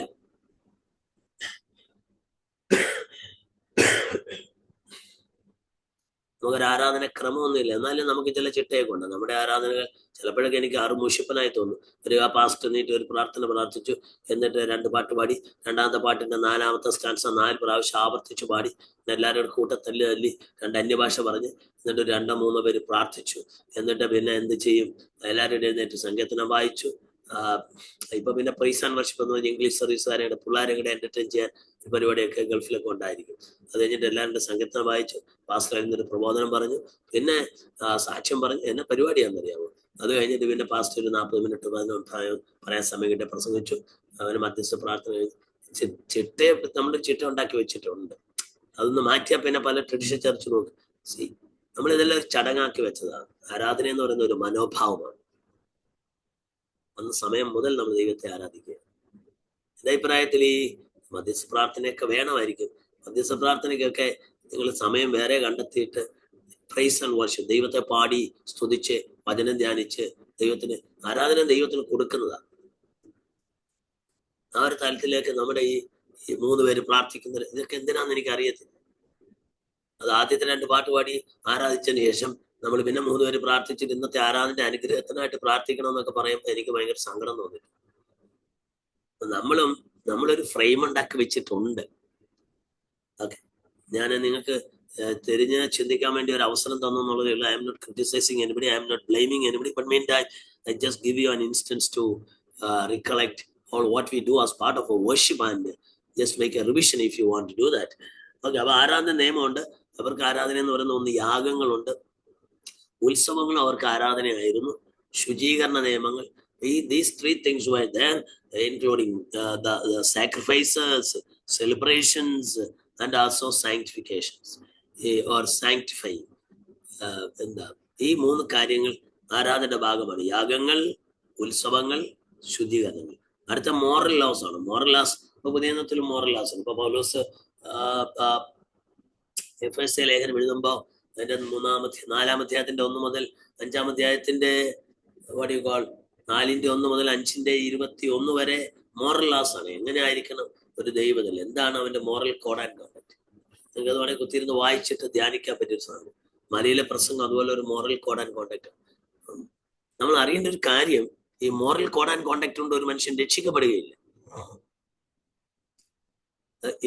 ഞാൻ കമ്പാരിറ്റീവ് റിലിജൻ പഠിപ്പിക്കുമ്പോൾ ഞാൻ പറയുന്ന ഒരു കാര്യമാണ്, ലോകത്തുള്ള ഏറെക്കുറെ ഒട്ടുമുക്കാൽ മതങ്ങളും അത് സ്ഥാപിച്ച മതസ്ഥാപകരുടെ ഉപദേശങ്ങളിൽ അടിസ്ഥാനമാണ്.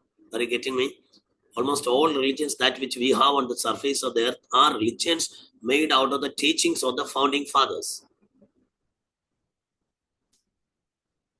ഉണ്ടാക്കിയ ആളുകൾ ബുദ്ധമതം, ജൈനമതം, ഇസ്ലാം, ഇതര മതങ്ങളൊക്കെ തന്നെ അത് ഉണ്ടാക്കിയ ആളുകളുടെ അവരുടെ പ്രബോധനങ്ങളാണ്, ഉപദേശങ്ങളാണ്. എന്റെ കൂടെ ഉണ്ടോ? പക്ഷേ ക്രിസ്ത്യാനിത്വം എന്ന് പറയുന്നത് it is not founded on the teachings of Jesus. യേശുക്രിസ്തുവിന്റെ ഉപദേശങ്ങളെ അടിസ്ഥാനമാക്കി ഉണ്ടായ ഒരു മതമല്ല ക്രിസ്ത്യാനിത്വം. ക്രിസ്ത്യാനിത്വത്തെ മാത്രം അവകാശപ്പെട്ട ഒരു കാര്യമുണ്ട്. the very foundation of Christianity is not the teachings of Jesus. The very foundation of Christianity is the life events of Jesus. അതായത് യേശുക്രിസ്തുവിന്റെ മലയിലെ പ്രസംഗമൊന്നും അല്ല ഒരാൾ രക്ഷിക്കപ്പെടാൻ കാരണം. അങ്ങനെയാണെങ്കിൽ ഗാന്ധിയാ രക്ഷിക്കപ്പെടുന്നത്. ഗാന്ധി പറഞ്ഞ എനിക്ക് ഭഗവത്ഗീത ഇല്ലെങ്കിൽ യേശുവിലെ മലയിലെ പ്രസംഗം കൊണ്ട് ഞാൻ ജീവിക്കും. അത് മോറൽ കോഡ് ആൻഡ് കോണ്ടക്ട് ആണ്. ഒരാൾ രക്ഷിക്കപ്പെടുന്നത് അങ്ങനെയല്ല. അതായത് യേശുക്രിസ്തുവിന്റെ ജീവിതത്തിലെ സംഭവങ്ങളാണ് നമ്മുടെ ക്രിസ്തീയ അടിസ്ഥാന ഉപദേശങ്ങളുടെ അടിസ്ഥാന ഫൗണ്ടേഷൻ, ക്രിസ്തീയതയുടെ. ഉദാഹരണം, ഇൻകാർണേഷൻ, യേശുവിന്റെ ജഡാവതാരം, ക്രൂസിഫിക്ഷൻ, യേശുക്രിസ്തുവിന്റെ ക്രൂശീകരണം, ഡെത്ത്, മരണം, burial, resurrection, ascension, all these things യേശുക്രിസ്തുവിന്റെ ലൈഫ് ഈവൻസ് ആണ് ക്രിസ്ത്യാനിത്വത്തിന്റെ അടിസ്ഥാനം. ഞാൻ ഒരിക്കൽ ഒരു സംവാദത്തിൽ പറഞ്ഞൊരു കാര്യമാണ്, നിങ്ങളുടെ ഏതെങ്കിലും മതസ്ഥാപകരുടെ ജീവിതത്തിലെ ഏതെങ്കിലും സംഭവങ്ങൾ നിങ്ങളുടെ മതത്തിന്റെ അടിസ്ഥാനമായിട്ടുണ്ടെങ്കിൽ ഈ പുസ്തകം താത്തിച്ചിട്ട് നിങ്ങളുടെ കൂടെ വരാൻ ഇല്ല. ഇസ്ലാമിൽ മാത്രമേ ഒരൊറ്റ സംഭവം ഉള്ളൂ. അയാൾ മെക്കയിൽ നിന്ന് മെദീനയിലേക്ക് ഒളിച്ച് ഓടി രക്ഷപ്പെട്ടു പോകുമ്പോൾ അതിനൊരു കലണ്ടർ ഉണ്ടാക്കി അവർ ഹിജറ എന്നൊരു വർഷം ഉണ്ടാക്കി, ഓടിപ്പോക്ക്. എന്നല്ലാതെ അവർ ഹിജറ എന്നുള്ളൊരു കലണ്ടർ ഉണ്ടാക്കി എന്നുള്ളതല്ലാതെ മുഹമ്മദിന്റെ ജീവിതത്തിലെ ഒരു ഇവന്റ്സും രക്ഷയ്ക്ക് സ്വാധീനം അല്ലെ രക്ഷയുടെ ബന്ധപ്പെട്ടില്ല, അല്ലെ അങ്ങനെ ഒരു സംഭവം ഇല്ല. ഒരു മതത്തിന്റെ സ്ഥാപകരുടെയും ജീവിത സംഭവങ്ങളൊന്നും അവരുടെ മതത്തിന്റെ അടിസ്ഥാനമല്ല. പക്ഷെ ക്രിസ്തീയതയുടെ ഫൗണ്ടേഷൻ എന്ന് പറയുന്നത് the life events of Jesus ആണ്. Are you with me? ഇത് പറഞ്ഞപ്പോ കമ്പാരിറ്റീവ് റിലിജനിൽ അതായത് യേശുക്രിസ്തുവിന്റെ ജഡാവതാരം, യേശുക്രിസ്തുവിന്റെ ക്രൂശീകരണം, യേശുക്രിസ്തുവിന്റെ മരണം, യേശുക്രിസ്തുവിന്റെ അടക്കം, ഇതൊക്കെ സ്നാനമായിട്ട് ബന്ധപ്പെട്ട് വരുന്നതായിട്ടാണ് ഞാൻ പറയുന്നത്. യേശുക്രിസ്തുവിന്റെ ഉയർത്തെഴുന്നേൽപ്പ്. യേശുക്രിസ്തു ജഡാവതാരം എടുത്തില്ലായിരുന്നു നമുക്ക് രക്ഷ ഉണ്ടായിരുന്നു. യേശുക്രിസ്തു മരിച്ചില്ലായിരുന്നെങ്കിൽ രക്ഷയുണ്ടോ? യേശുക്രിസ്തു ഉയർത്തെഴുന്നേറ്റില്ലേ നമുക്ക് ഉയർപ്പുണ്ടോ? യേശുക്രിസ്തു സ്വർഗാരോഹണം ചെയ്തില്ലെങ്കിൽ നമുക്ക് സ്വർഗാരോഹണം ഉണ്ടോ? യേശുക്രിസ്തു വീണ്ടും മടങ്ങി വരുന്നില്ലെങ്കിൽ നമുക്ക് സാൽവേഷന്റെ കൾമിനേറ്റീവ് പോയിന്റ് ഉണ്ടോ? ഗ്ലോറിഫിക്കേഷൻ ഉണ്ടോ? യേശുക്രിസ്തുവിന്റെ ലൈഫിന്റെ ഈവൻസ് ആണ് നമ്മുടെ രക്ഷയുടെ മൊത്തം അടിസ്ഥാനം. ഇതുപോലെ രണ്ടാമതൊരു കാര്യം കൂടെ, അതായത് ക്രിസ്ത്യാനിത്വത്തിന് മറ്റൊരു പ്രത്യേകത എന്ന് പറയുന്നത് എല്ലാ മതങ്ങളിലും ദൈവവും മനുഷ്യനുമായിട്ടുള്ള ബന്ധം എന്ന് പറയുന്നത് അടിമോടമ ബന്ധമാണ്. ഇപ്പൊ ഇസ്ലാം എന്ന മതം തന്നെ അള്ളാഹുവിന് അടിമപ്പെട്ടവൻ, അള്ളാഹുവിന് കീഴ്പ്പെട്ടവൻ. ഇസ്ലാം എന്ന വാക്കിന്റെ അർത്ഥം തന്നെ you become a slave to Allah. ക്രിസ്ത്യാനിത്വം മനുഷ്യവർഗത്തിന് ഓഫർ ചെയ്യുന്ന ഒരു ഭയങ്കര പദവിയുണ്ട്. Can somebody say what is that? The greatest privilege that we Christian enjoy when we come to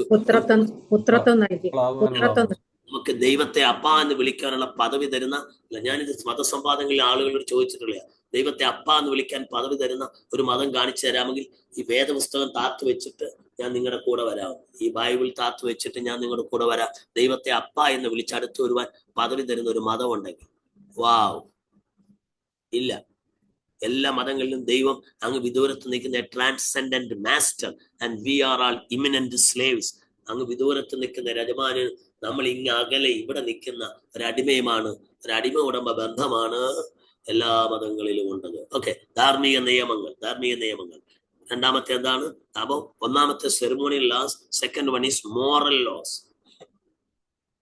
മൂന്നാമത് ഒരു കാര്യം കൂടെ ഉണ്ട്, സിവിൽ ലോസ്, ഭരണകാര്യങ്ങൾ. എങ്ങനെ ഭരിക്കണം, ഭരണകൂടം എങ്ങനെ ഒരുവൻ പ്രമാണം അനുസരിക്കണം, ലംഘിക്കുന്നുള്ള ശിക്ഷ. അപ്പൊ സിനായി ഉടമ്പടിയുടെ 3 വിധമാണ് അതിന്റെ പ്രാധാന്യം. Okay, the first covenant that God made with the people of Israel, which we call the Old Covenant, it has 3 specific significant factors that have to be taken note of. The first one, why God made the covenant? ദൈവത്തിന്റെ സ്നേഹത്തെയും കൃപയെ വെളിപ്പെടുത്തുക. എന്താണ് ദൈവം ആദ്യത്തെ ഉടമ്പടിയോട് ചെയ്യാൻ ആഗ്രഹിച്ചത്? First, God revealed God's love and his grace. ദൈവത്തിന്റെ സ്നേഹവും. John ബാറിന് കേൾക്കാൻ മനസ്സിലാവുന്നുണ്ടോ? ജോൺ VP, എന്തിനാണ് ദൈവം ഉടമ്പടി ചെയ്തത്? എന്തിനാണ് ദൈവം ഈ സീനായി ഉടമ്പടി ചെയ്തത്? അല്ല, അതിന്റെ പ്രധാനപ്പെട്ട കാര്യങ്ങൾ എന്തൊക്കെയാണ്? ഒന്ന്, ദൈവത്തിന്റെ സ്നേഹത്തെയും കൃപയെയും മാനിഫെസ്റ്റ് ചെയ്യാൻ, വെളിപ്പെടുത്തുക. സെക്കൻഡ് തിങ്, എന്തിനാണ് ദൈവം അത് ചെയ്തത്? അതായത് ഇസ്രായേലിനെ ഒരു പ്രത്യേക ജനമാക്കി തീർക്കാൻ. സംഖ്യ 23:9, ആവർത്തനം 33:28. ദൈവം എത്ര അടുത്തിരിക്കുന്നൊരു ശ്രേഷ്ഠജാതി. So you are a special nation for God. We are a special people for God.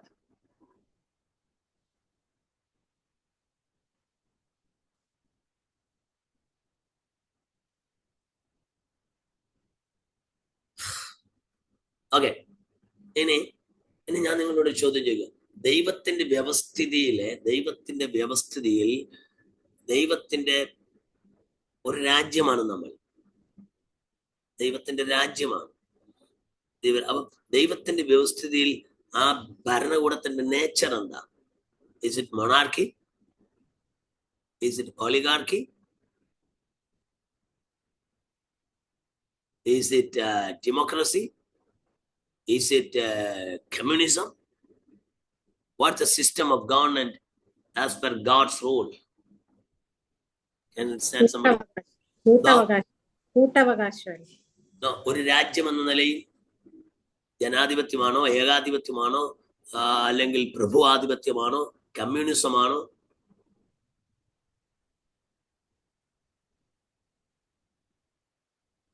ഡെമോക്രസിയാണോ, മൊണാർക്കിയാണോ, അരിസ്റ്റോക്രസിയാണോ, ഓളിഗാർക്കിയാണോ, communist rule ആണോ? ഇതൊന്നും അല്ല. പിന്നെ അതൊന്നും അല്ലെന്ന് എനിക്ക് മനസ്സിലായി. ഇത്രയും അറിഞ്ഞുകൊണ്ട് എന്താണെന്ന് പറയൂല. ഹിന്ദുക്കളുടെ തിയറി പറയുന്നില്ല, നിയതി എന്ന് അവർ പറയത്തുള്ളൂ. അതല്ല ദൈവം. അതാണോ ദൈവം? അല്ല.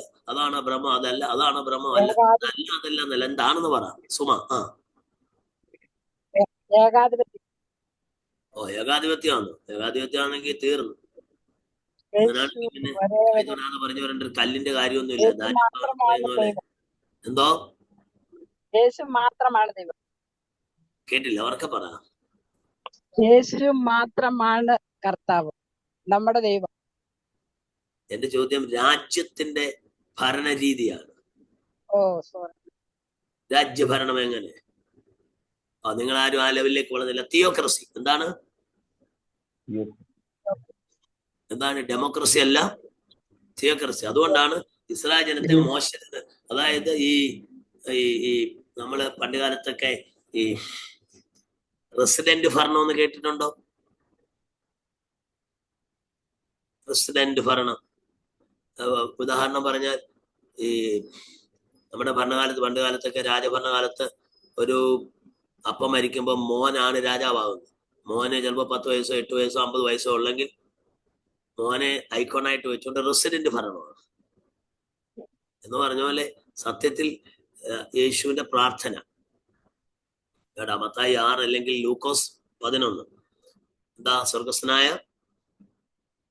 എന്ന് പറയുന്നേ, സ്വർഗസ്ഥനായ ഞങ്ങളുടെ പിതാവേ, നിന്റെ രാജ്യം വരണമേ. പറയാൻ എന്തൊരു മടി.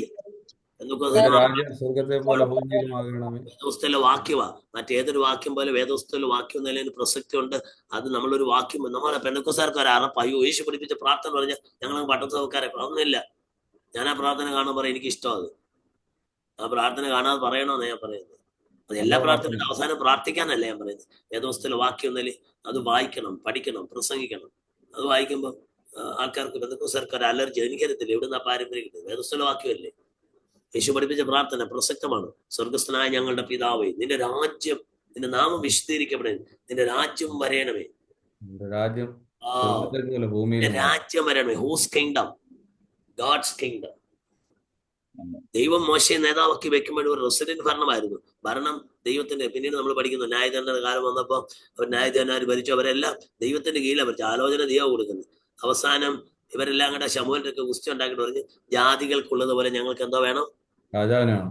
അപ്പൊ ദൈവം തമ്പുരാൻ പറഞ്ഞു, എന്നെ വിഷമിപ്പിച്ച് കളഞ്ഞു, ഞാനായിരുന്നു അവരെ ഭരിച്ചുകൊണ്ടിരുന്നത്, ഇനി അവര് രാജാക്കന്മാർ അവരെ ഭരിക്കട്ടെ. ആ ഭരണത്തിന്റെ എല്ലാ തീക്തഫലവും അവരനുഭവിച്ചു.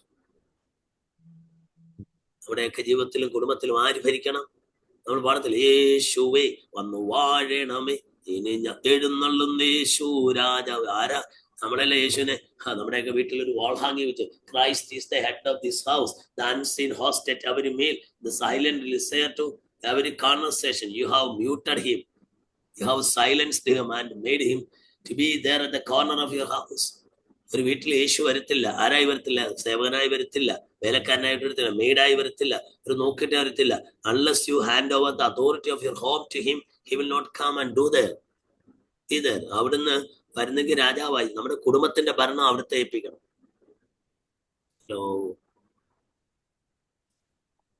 ഹഗൻ. അപ്പൊ തിയോക്രസി ദൈവിക ഭരണമായിരുന്നു.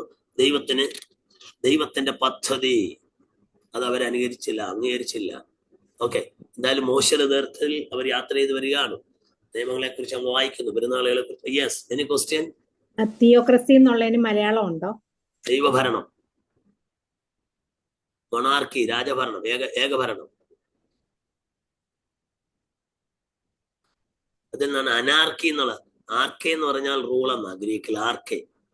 മൊണാർക്കി, മോണോസ് എന്ന് പറഞ്ഞാൽ വൺ. മൊണാർക്കി ഒരാൾ ഭരിക്കുന്നു.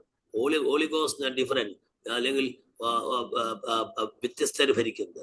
ഓളിഗാർക്കി. ദെൻ അരിസ്റ്റോക്രസി എന്ന് വെച്ചാൽ അരിസ്റ്റോക്രാറ്റ്സ്, പ്രഭുഭരണം.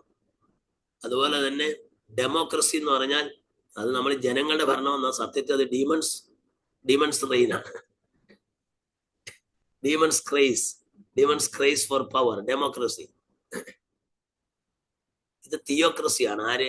ദൈവഭരണം. വേറൊന്നുണ്ട്, ഒരു ഭരണമില്ലാത്തതിനെ പറയുന്ന അനാർക്കി.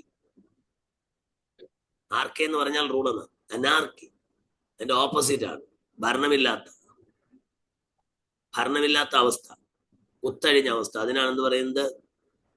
എല്ലാം പഠിച്ചല്ലോ. Monarchy, aristocracy, oligarchy, democracy, anarchy, theocracy.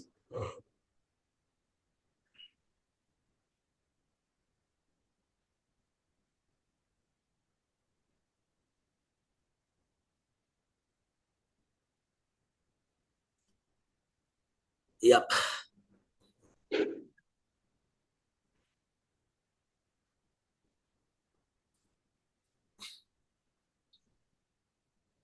അങ്ങനെ മോശ മരിക്കുന്നു ഫിസ്കായുടെ മടിയിൽ വെച്ച്.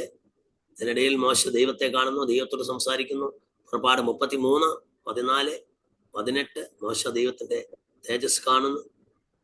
ന്യായപ്രമാണം നൽകുന്നു. 32 മുതൽ നമ്മൾ വായിക്കുമ്പോൾ 20 മുതലുണ്ട്. പിന്നെ കൽപ്പല പൊട്ടിക്കുന്നു. രണ്ടാമത് നമ്മൾ പിന്നെയും ദൈവസേനയിൽ ചെല്ലുന്നു. അതൊരു ഭയങ്കര തമാശ. ആദ്യത്തെ കൽപ്പല മോശ എന്ത് ചെയ്തു? തല്ലി പൊട്ടിച്ചു, എറിഞ്ഞുടച്ചു.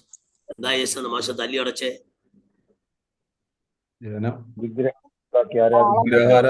കാളക്കുട്ടിയെ ആരാധിച്ചത് കണ്ടപ്പോൾ. അതുകൊണ്ടൊന്നുമല്ല. അതുകൊണ്ട് ആ തമ്പുരാൻ രണ്ടാമത് പറഞ്ഞ് കാളക്കുട്ടി ഉണ്ടാക്കിയപ്പോ അവന്റെ ദേഷ്യം തീർക്കാൻ തല്ലി ഉടയ്ക്കാന്ന് പറയത്തില്ല. കാരണം അതുകൊണ്ട് തമ്പുരാൻ പറഞ്ഞു, മക്കളെ ന്യായപ്രമാണമൊക്കെ ഞാൻ എഴുതിത്തരാം, ഇനി നീ രണ്ട് കലക നീ വെട്ടിക്കൊണ്ട് വരാം. 2 പലക. ഈ 2 പലക ഉണ്ടാക്കുന്നതിന്റെ ബുദ്ധിമുട്ടും ഭാരവും വേദനയും ഒന്നും നീ അറിഞ്ഞില്ല. നിന്റെ കയ്യിൽ 2 പ്രമാണം എഴുതി നിന്റെ കയ്യിലേക്ക് തന്നു. ഈ പാറ വെട്ടി മാർബോലുകൾ വെട്ടി ഒതുക്കി അതിനകത്ത് ചെത്തി എഴുതി തന്നപ്പം there was a pain, there was something that which God did for that.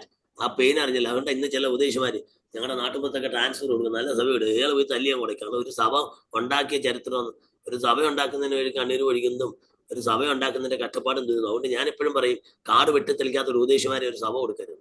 Pioneer work ചെയ്യാത്ത ഒറ്റ മനുഷ്യർക്ക് എന്ത് ചെയ്യരുത്? MDH ഡോക്ടറേറ്റ് കഴിഞ്ഞാൽ വലിയ സഭകൾ കൊടുക്കും. ഇന്ന് കണ്ടില്ലേ, വിദേശത്ത് പോകുന്ന പല പുള്ളികളും MDH ഒക്കെ കഴിഞ്ഞ് അവര് വിദ്യാഭ്യാസം ഉള്ളവരാണ്. അമേരിക്കയിലും പേർഷ്യയിലും ഒക്കെ ഉള്ള സഭക്കാരെ ഞങ്ങൾക്ക് അവരെ വേണമെന്ന് അവരെ നന്നായിട്ട് പ്രസംഗിക്കും. ആർക്ക് യേശുവിനെ കുറിച്ച് പ്രസംഗിക്കാൻ അറിയത്ത്? ഹിസ്റ്റോറിക്കൽ നോളജാണ്. കഴിഞ്ഞ പ്രാവശ്യം ഞാൻ പറഞ്ഞ പോലെ ഇൻഫോർമേഷനിലാണ്, അത് റെവലേഷനിലല്ല. അതുകൊണ്ട് ഒരു പൈനിയർ വേല ചെയ്യാത്ത ഒരു ഉപദേശിമാർക്ക് എന്തോ കൊടുക്കരുത്? കാട് വെട്ടി തെളിക്കാൻ പറയണം. ഒരു 4, 5, 8 വർഷം ഒരു പുതിയ സ്ഥലം കണ്ടുപിടിച്ച് വേല ചെയ്ത് കഷ്ടപ്പെട്ട് ഒരു സഭ ഉണ്ടാക്കിയാൽ ആ പുള്ളി എന്ത് ചെയ്യത്തില്ല? സഭ ഉടയ്ക്കത്തില്ല. മനസ്സിലായോ? അതുകൊണ്ട് കാട് വെട്ടി തെളിക്കണം. മോശയോട് തമ്പുരാൻ പറഞ്ഞ, മക്കളെ എനിക്ക് ഇഷ്ടപ്പെട്ടടാ, എനിക്ക് ഞാൻ നിന്റെ കരുണയെ കാണിക്കുക, എന്നാലും നീ പോയി 2 വെട്ടിക്കൊണ്ട് വാടാ, ഞാൻ എഴുതി തരാം എന്ന് പറഞ്ഞാൽ 2 പലക വെട്ടി ഉണ്ടാക്കുന്നതിന്റെ പെയിനും സ്ട്രെയിനും ഒന്നും നിനക്കറിയത്തില്ല. അത് നീ അറിഞ്ഞാൽ ഇനി നീ ഒരിക്കലും എന്ത് ചെയ്യത്തില്ല. ആരാന്റെ അമ്മയ്ക്ക് ഭ്രാന്ത് പിടിച്ച ആരാന്റെ അമ്മയ്ക്ക് ഭ്രാന്ത് പിടിച്ചാൽ എനിക്കും ഭ്രാന്ത് പിടിക്കും. എനിക്ക് എന്നെ കാണാൻ എന്റെ രസം. എന്റെ കൈ കിട്ടിയതല്ലേ, ഞാൻ തല്ലിപ്പൊട്ടി. ഇതാണ് കാരണം. ഓക്കെ, ഇന്ന് അപ്പം എന്തായാലും ഞാൻ ആവശ്യം വിടുക. ചുരുക്കത്തിൽ മോശ മരിച്ചു. ജോഷുവ നേതാവായി. ഇസ്രായേൽ ജനത്തെ മിസ്രൈമിലൂടെ മരുഭൂമിയിലൂടെ യോർദാനിലൂടെ അക്കരെ കടത്തിയത് ജോഷുവ. 30 യുദ്ധങ്ങൾ നടത്തി. 30 അതിന്റെ കണക്ക് ശരിയാണെങ്കിൽ, അത് കൃത്യമായിട്ട് ഓർമ്മയില്ല എനിക്ക്. 30 രാജാക്കന്മാരെ അവർ പരാജയപ്പെടുത്തി ചീട്ടിട്ട് ദേശം വിഭാഗിച്ച് ആർക്ക് കൊടുത്തു? ഇസ്രായേൽ ജനത്തിന് കൊടുത്തു ജോഷുവ. ഓക്കെ, അങ്ങനെ അവർ കനാനിലെത്തി. 1240 മുതൽ 1200 വരെയുള്ള കാലങ്ങളിലാണ് BC 12-ാം നൂറ്റാണ്ടിൽ അവർ മിസ്രൈമിൽ നിന്ന് പുറപ്പെട്ടു വന്നു. കനാൻ കൈവശപ്പെടുത്തി. അവിടെ വന്നപ്പോ തന്നെ ഈ 2.5 ഗോത്രക്കാര് പറഞ്ഞു, ഞങ്ങൾ ഇനി യോർദാൻ ഇക്കരെ വന്നപ്പോ അവര് ഞങ്ങൾ അക്കരെ വരുന്നില്ലെന്ന് പറഞ്ഞു. നിങ്ങൾക്കറിയാം, രൂബേന്യരും ഗാത്യരും മനുഷ്യരുടെ പാതിയും. ഞാനൊരു സെക്കൻഡ്, എനിക്കൊരു ഫോൺ വരും, ഒന്ന് അറ്റൻഡ് ചെയ്തോട്ടെ.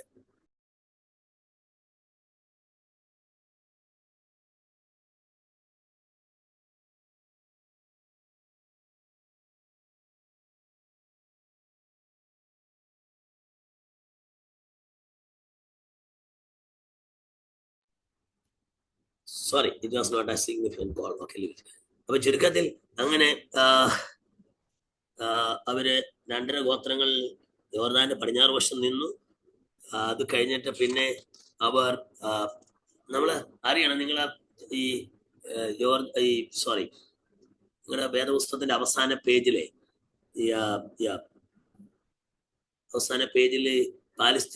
പാലസ്തീന്റെ ഒരു ഭൂപടമുണ്ട്.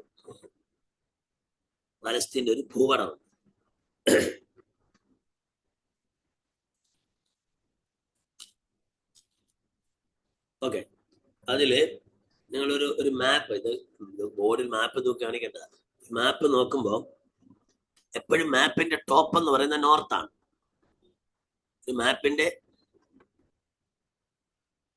അപ്പൊ ഈ ക്യാമറ ഓൺ ചെയ്യാത്ത പുള്ളികൾക്ക് ഇത് കാണാൻ പറ്റത്തില്ല. അതിനിപ്പോ എന്നെ കുറ്റം പറഞ്ഞൊരു കാര്യമില്ല. നിങ്ങൾ ക്യാമറ ഓൺ ചെയ്യണ്ട. ക്യാമറ കാണാവോ? ഹലോ. അപ്പൊ ഈ മേളിൽ ടോപ്പ് എപ്പോഴും നോർത്താണ്.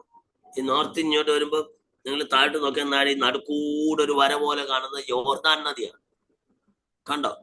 യോർദാൻ നദി സോർ സീദോന്റെ പ്രദേശങ്ങളിൽ 2 സ്ട്രീമായിട്ട് ഒഴുകി തെക്കോട്ട് വന്ന് മോള എന്ന് പറയുന്ന ഒരു ചെറിയ തടാകത്തിൽ കയറി, അവിടുന്ന് വീണ്ടും തെക്കോട്ട് ഒഴുകിയിട്ട് ഗലീല തടാകത്തിൽ കയറിയിട്ട് ആ ഗലീല തടാകത്തിൽ നിന്ന് വീണ്ടും തെക്കോട്ട് ഒഴുകി ഞാൻ താഴെ വന്ന് നീണ്ടു കറുത്ത് കിടക്കുന്ന ആ സാധനമാണ് ചാവുകടൽ. ആ ചാവുകടലിൽ വന്ന് എന്ത് ചെയ്യുന്നു? അസ്തമിക്കുന്നു. Okay, fine. ഈ യോർദാൻ അക്കരെ ഇക്കരെ, ഇതിന്റെ പടിഞ്ഞാറേക്കര, അതാ ഇന്നും വെസ്റ്റ് ബാങ്ക് എന്ന് നമ്മൾ പറയുന്നത്. ഈ യോർദാൻ നദിയുടെ ഇക്കരെ ഉള്ളതിന് ക്രിസ് ജോർഡാനും അതിന്റെ അക്കരെയുള്ള പാടിന് ട്രാൻസ് ജോർഡാനും എന്നാണ് പറയുന്നത്. ക്രിസ് ജോർഡാൻ ആൻഡ് ട്രാൻസ് ജോർഡാൻ.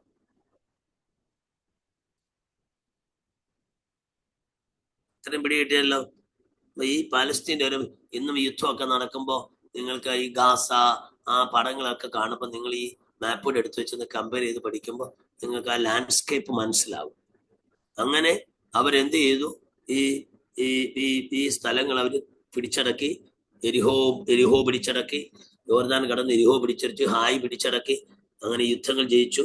യോശുവയുടെ കാലഘട്ടമായപ്പോഴേക്കും എന്ത് ചെയ്തു? ദൈവം അവരോട് കൽപ്പിച്ചതുപോലെ യോശുവ ആ ദേശം പിടിച്ചടക്കി അവർക്ക് വീതിച്ച് ചീട്ടിട്ട് വീതിച്ചു കൊടുത്തു. ഇതിനിടയിൽ ഒരു കാര്യം ഞാൻ പറയാൻ വിട്ടുപോയത്, അവര് സിനായ് മലയിൽ വരുമ്പോ അവിടെ വെച്ച് ദൈവം അവർക്ക് ന്യായപ്രമാണം കൊടുത്തു. കൂടാതെ ഉണ്ടാക്കേണ്ട ആരാധനയുടെ നിയമങ്ങൾ കൊടുത്തപ്പോൾ അതിന് കൂടെ ഉണ്ടാക്കേണ്ട ആലയത്തിന്റെ ഒരു ബ്ലൂ പ്രിന്റ് കൂടെ കൊടുത്തായിരുന്നു. ആലയത്തിന്റെ ബ്ലൂ പ്രിന്റ്, സമാന കൂടാരം എന്ന് പറയും, ടാബർനാക്കിൾ എന്ന് പറയും. ടാബർനാക്കിൾ അതിന് 100 മുഴം നീളം, 50 മുഴം വീതി ഉള്ള ഒരു കട്ടൻ തുണി കൊണ്ട് ചുറ്റുവട്ടത്തില്. 100 മുഴം എന്ന് പറയുമ്പോൾ 1 മുഴം 1.5 അടിയാണ്.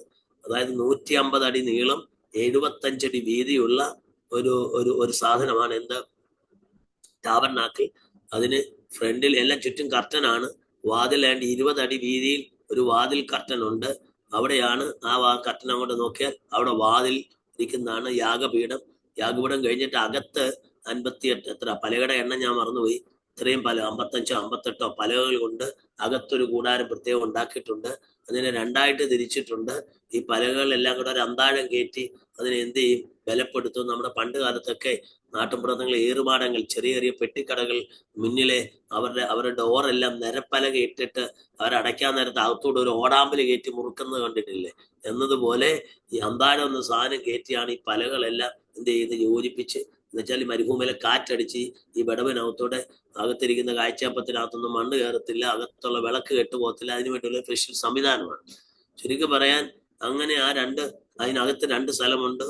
ഒന്ന് മുൻകൂടാതെ എബ്രായർ 9 നമ്മൾ വായിച്ചു പോലെ വിശുദ്ധ സ്ഥലം, അതിനകത്തുള്ളത് അതിവിസ്ഥലം. വിശുദ്ധ സ്ഥലത്തെ അതിവിസ്ഥലത്തെ നമ്മൾ വേർതിരിക്കുന്നതിന് ഒരു കർട്ടൻ ഉണ്ട്. അതിന് കട്ടാ പെറ്റാസ്മ എന്നാണ് ഗ്രീക്കിൽ പറയുന്നത്. എബ്രായ ലേഖനം 6-ാം അധ്യായത്തിന്റെ 19-ാം വാക്യത്തിൽ നമ്മൾ വായിക്കുന്നത് കട്ടാ പെറ്റാസ്മ. അതിന് കർട്ടൻ ഉണ്ട്. അത് ഭയങ്കര തിക്കാണ്. അതാണ് കർത്താവിനെ ക്രൂശിച്ചപ്പോൾ മേലത്തൊട്ട് അടിയോളം 2ആയി ചിന്തപ്പെട്ടത്. നമ്മൾ സമാന കൂടാരത്തിലേക്ക് വരുമ്പോൾ സമാന കൂടാരത്തിന്റെ വാതുക്കലാണ് ഏറ്റവും വലിയ ഉപകരണം. അതുകൊണ്ട് തൊടാതെ പോകാൻ പറ്റത്തില്ലല്ലോ. ഏറ്റവും വലിയ ആലയത്തിലെ സമാന കൂടാരത്തിലെ ഏറ്റവും വലിയ ഉപകരണം എന്താണ്? യാഗപീഠം. എല്ലാരും പറഞ്ഞാട്ടെ, യാഗപീഠം. ആ യാഗപീഠം കഴിഞ്ഞിട്ട് സമാന കൂടാരത്തിലോട്ട് കയറുമ്പോൾ, പ്രാകാരത്തിലോട്ട് കയറുമ്പോൾ യാഗപീഠം, പ്രാകാരം കഴിഞ്ഞിട്ട് വിശുദ്ധ സ്ഥലത്തോട്ട് കയറുമ്പോൾ വിശുദ്ധ സ്ഥലത്തിന്റെ വാതുക്കൽ പ്രാകാരത്തിൽ തന്നെ ഇരിക്കുന്ന ഒരു സാധനമുണ്ട്.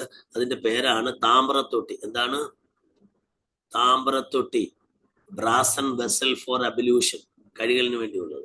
അപ്പോൾ നമ്മൾ when you approach the tabernacle at the door or at the mouth of the tabernacle, what you witness is an altar.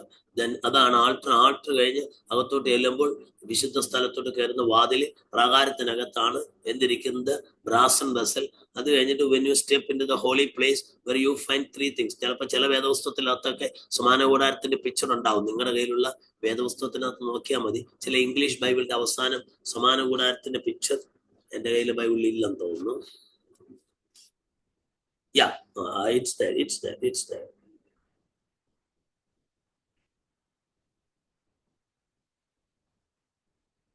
ഈ ബൈബിളിനകത്ത് ഉണ്ട്. ഇത്ര കളറല്ല, ബ്ലാക്ക് ആൻഡ് വൈറ്റ് ആണ്. ചില ഇംഗ്ലീഷ് ബൈബിളിലൊക്കെ കളർ കാണിച്ചിട്ടുണ്ട് കേട്ടോ. അപ്പം ഇത് ചുറ്റുവട്ടത്തിലെ തുണിയുണ്ട്. ഇതിനകത്ത് ഒരു സാധനം ചെറുതായിട്ട് ഉണ്ടാക്കിയിട്ടുണ്ട്. അതാണ് നമ്മൾ മനസ്സിലാക്കേണ്ട. വിശുദ്ധ സ്ഥലം അതിവിസ്ഥലം ഒന്ന് 2ആയിട്ട് തിരിച്ചിട്ടുണ്ട്. ഓക്കെ, നിങ്ങൾ ആ പിക്ചർ എടുത്ത് അവസരം പോലെ ഒന്ന് കാണാമെങ്കിൽ നന്നായിരിക്കും.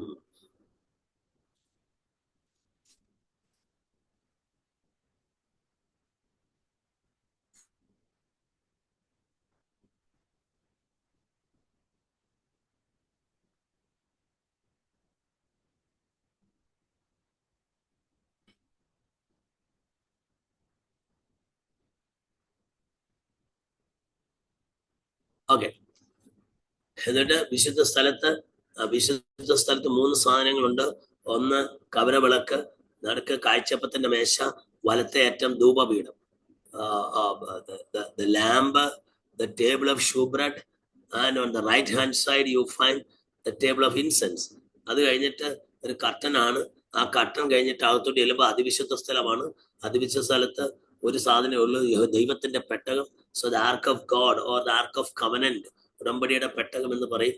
അതിന്റെ പുറത്ത് ഒരു ലിഡ് ഉണ്ട്. there is a lid or something like a cap on the top of which it is called, what do you call it, അതൊരു ലിഡ് പോലെയാണ്. അതിനാണ് സീറ്റ് ഓഫ് മേഴ്സി എന്താ പറയുന്നത്, അതിന് കൃപാസനം, സീറ്റ് ഓഫ് മേഴ്സി എന്ന് പറയും. അത് കഴിഞ്ഞിട്ട് സീറ്റ് ഓഫ് മേഴ്സി, അതിനകത്ത് ആ പെട്ടിക്കകത്ത് 3 സാധനങ്ങളുണ്ട്. ഒന്ന് you have 10 commandments, tablets of 10 commandments, then a vessel and a golden vessel with manna, and then the sprouted rod of Aaron. ഇത് 3 ആണ് അതിനകത്ത് വെച്ചിരിക്കുന്നത്. Okay, so this is the system. അപ്പൊ അതിന്റെ ഒരു ബ്ലൂ പ്രിന്റ് ദൈവം കൊടുത്തു.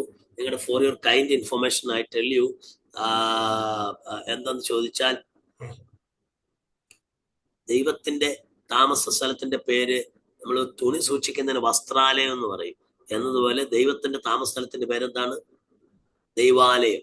അപ്പൊ സ്വർഗത്തിലെ ദൈവരാജ്യത്തിൽ ദൈവത്തിന്റെ ഇരിപ്പിടം, നിങ്ങൾ വെളിപ്പാട് പുസ്തകം 4-ാം അധ്യായം 5-ാം അധ്യായം ഒക്കെ വായിക്കുമ്പോൾ നിങ്ങൾക്ക് മനസ്സിലാവും. ആ ഒരു പിക്ചർ നിങ്ങളുടെ മനസ്സിലേക്ക് വന്നിട്ട് ഈ ടാബർനാക്കിളുമായിട്ട് കമ്പയർ ചെയ്യുമ്പോൾ നിങ്ങൾക്ക് മനസ്സിലാവും. ആ സ്വർഗത്തിന്റെ ഒരു ബ്ലൂ പ്രിന്റ് ആണ് ആർക്ക് കൊടുത്തത്? ആർക്ക് കൊടുത്തത്? ഇസ്രായേൽ മക്കൾക്ക്. സ്വർഗത്തിലുള്ള ദൈവത്തിന്റെ ആലയത്തിന്റെ, നിങ്ങൾ 11-ാം അധ്യായത്തിൽ വായിക്കില്ല, അനന്തരം സ്വർഗത്തിലുള്ള വാതിൽ തുറന്നു, ദൈവത്തിന്റെ പെട്ടകം അവിടെ പ്രത്യക്ഷമായി എന്നൊക്കെ വായിക്കുന്നില്ലേ? ഓക്കെ, എനിക്കത് 11-ന്റെ 14 ആണെന്ന് എന്റെ ഓർമ്മ, നോട്ട് ഷുവർ, വെളിപ്പാട് പുസ്തകത്തിൽ. അവ ചുരുക്കത്തിൽ ഈ ടാബർനാക്കിൾ എന്ന് പറയുന്നത് സ്വർഗത്തിന്റെ ഒരു ബ്ലൂ പ്രിന്റ് മോശം കൊടുത്തു. അതിനനുസരിച്ച് ഭൂമിയിൽ ഒരു ടാബർനാക്കിൾ ദൈവമക്കൾ ഉണ്ടാക്കി. അപ്പൊ അത്രയും കാര്യം നിങ്ങൾ ഈ കാര്യത്തിൽ മനസ്സിലാക്കുക. ഓക്കെ, അപ്പൊ ഇത്രയും കാര്യം പറഞ്ഞു കഴിഞ്ഞ് ഞാൻ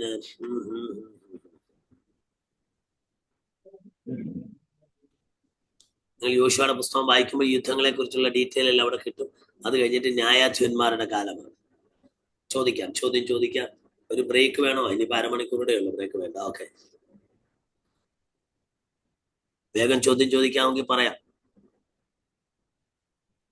എന്താ പറ്റി? നിമ്മിമാട് ആരൊക്കെയോ നിമ്മിമാടത്ത് ട്രബിൾ ചെയ്യുന്നു. കാര്യം പറയേണ്ടപ്പോഴൊക്കെ ക്യാമറ ഓഫ് ചെയ്യുക, കാര്യം പറഞ്ഞിട്ട് ഓൺ ചെയ്യുക. Okay, wonderful, I understand your pain. Okay, you have any question? തുടരട്ടോ. ഓക്കെ, അടുത്ത ന്യായാധിപന്മാരുടെ കാലമാണ്. ന്യായാധിപന്മാരെ കുറിച്ച് നമ്മൾ പഠിക്കുമ്പോൾ 14 എത്ര പേരുണ്ട്? 1 2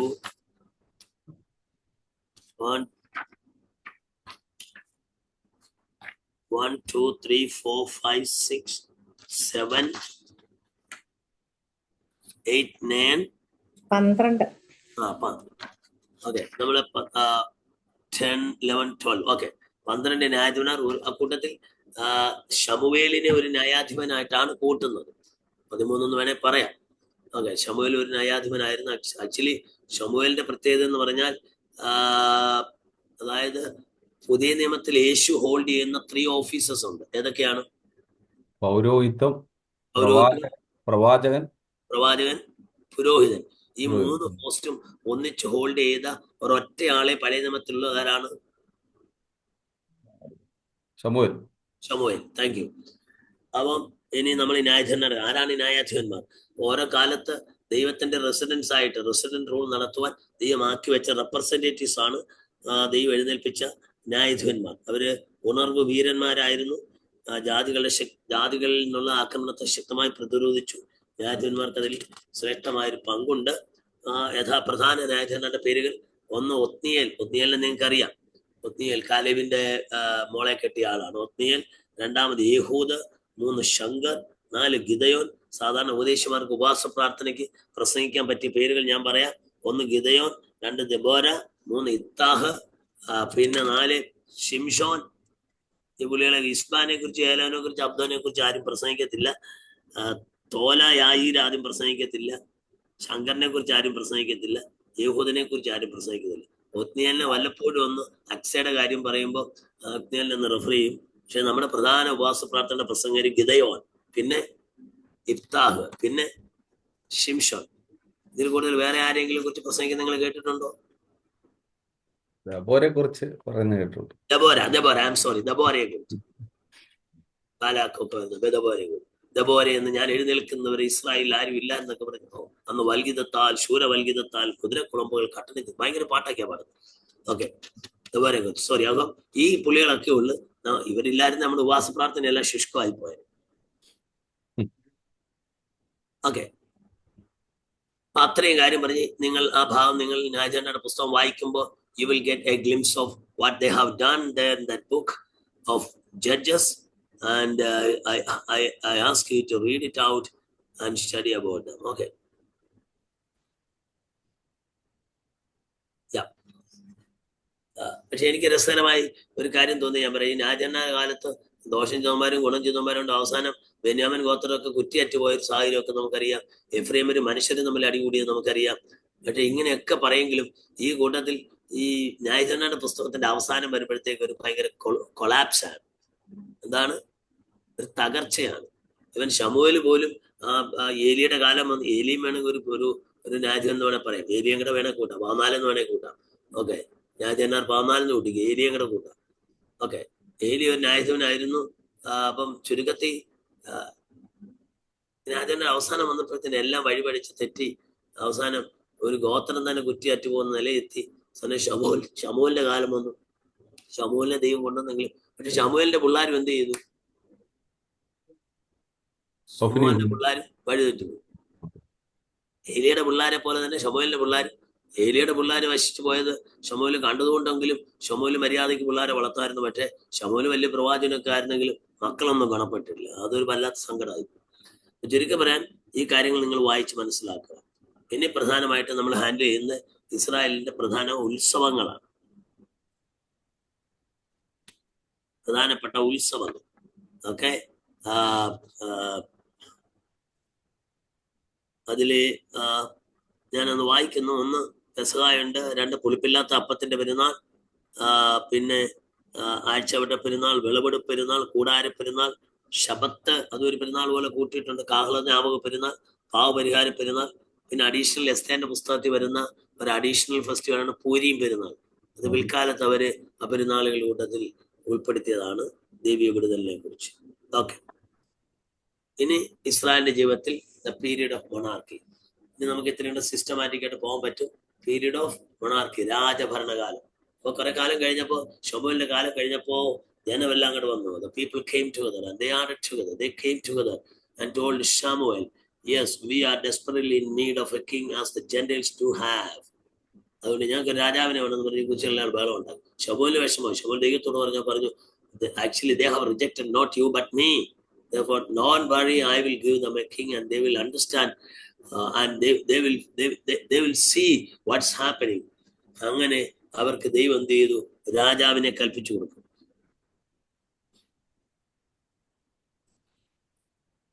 ഈ ന്യായചരണയുടെ കാലം അവരിങ്ങനെ ജനങ്ങളുടെ ഇടയിൽ താമസിച്ചു. എല്ലാവരും ജാതികളെ പുറത്താക്കാൻ പറഞ്ഞെങ്കിലും actually they failed to eradicate the Gentiles out of the land of Canaan. Therefore, what happened was that in due course of time, they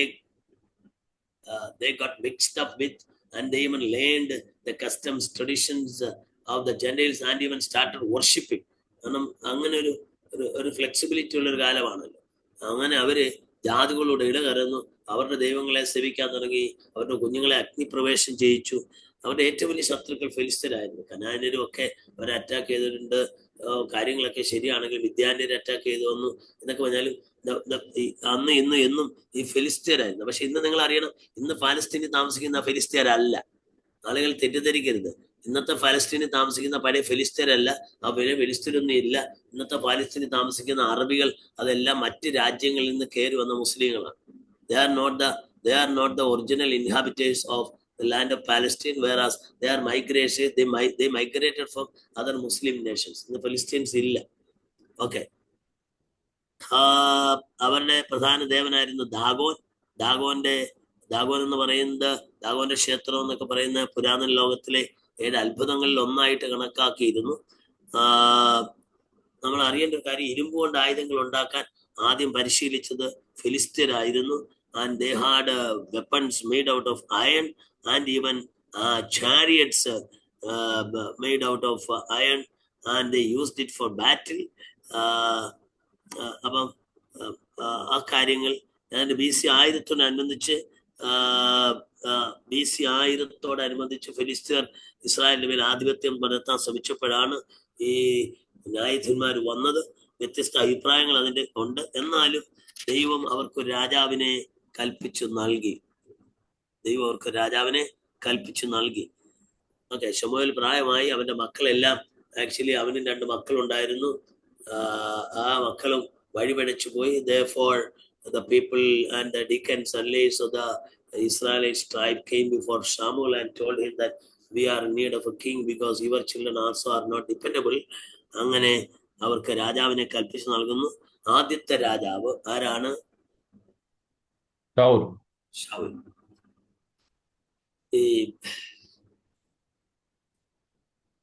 ഞാൻ നിങ്ങളോട് ഒരു മർമ്മം പറയാം. ശൗലിനെ തുടങ്ങുന്നതിന് മുമ്പ് സത്യത്തിൽ ദൈവത്തിന്റെ വ്യവസ്ഥയിൽ മൂത്ത മകനാണ് രാജാവ്, പുരോഹിതൻ, പ്രവാചകൻ. ജ്യേഷ്ഠാവകാശത്തിന്റെ ഭാഗം നിങ്ങൾ ചേർത്ത് പഠിക്കുമ്പോൾ കൂടെ ഉണ്ടോ? ഇനി പറയുന്ന കീനായി ശ്രദ്ധിക്കണമേ. നിങ്ങൾ ഒരുപക്ഷെ കേട്ടിട്ടില്ലാത്തൊരു കാര്യമായിരിക്കും. ഒരുപക്ഷെ ഉണ്ടാകുമെങ്കിൽ നിങ്ങൾ എന്നെ ക്ഷമിക്കുക. കേട്ടിട്ടില്ലെങ്കിൽ കേട്ടോ.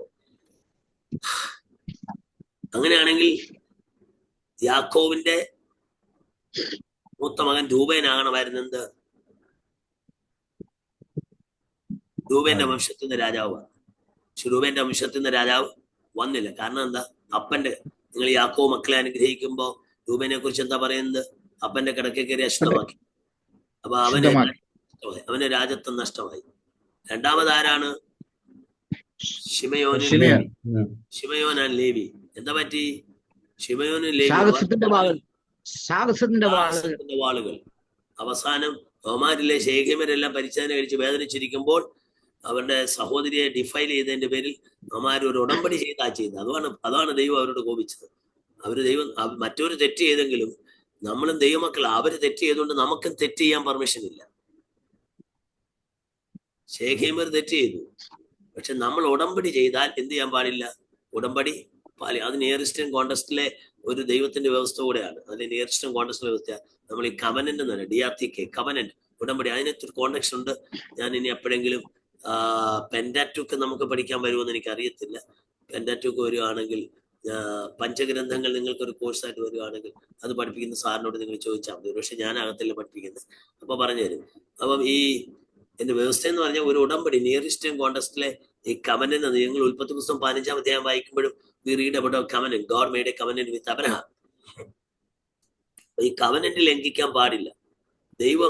ദൈവത്തിന്റെ പ്രത്യേകത എബ്രായ ലേഖനം 6-ാം അധ്യായത്തിൽ കൃത്യമായിട്ട് പറയുന്നുണ്ട്. ദൈവത്തിന് 2 പ്രത്യേകതകളുണ്ട്.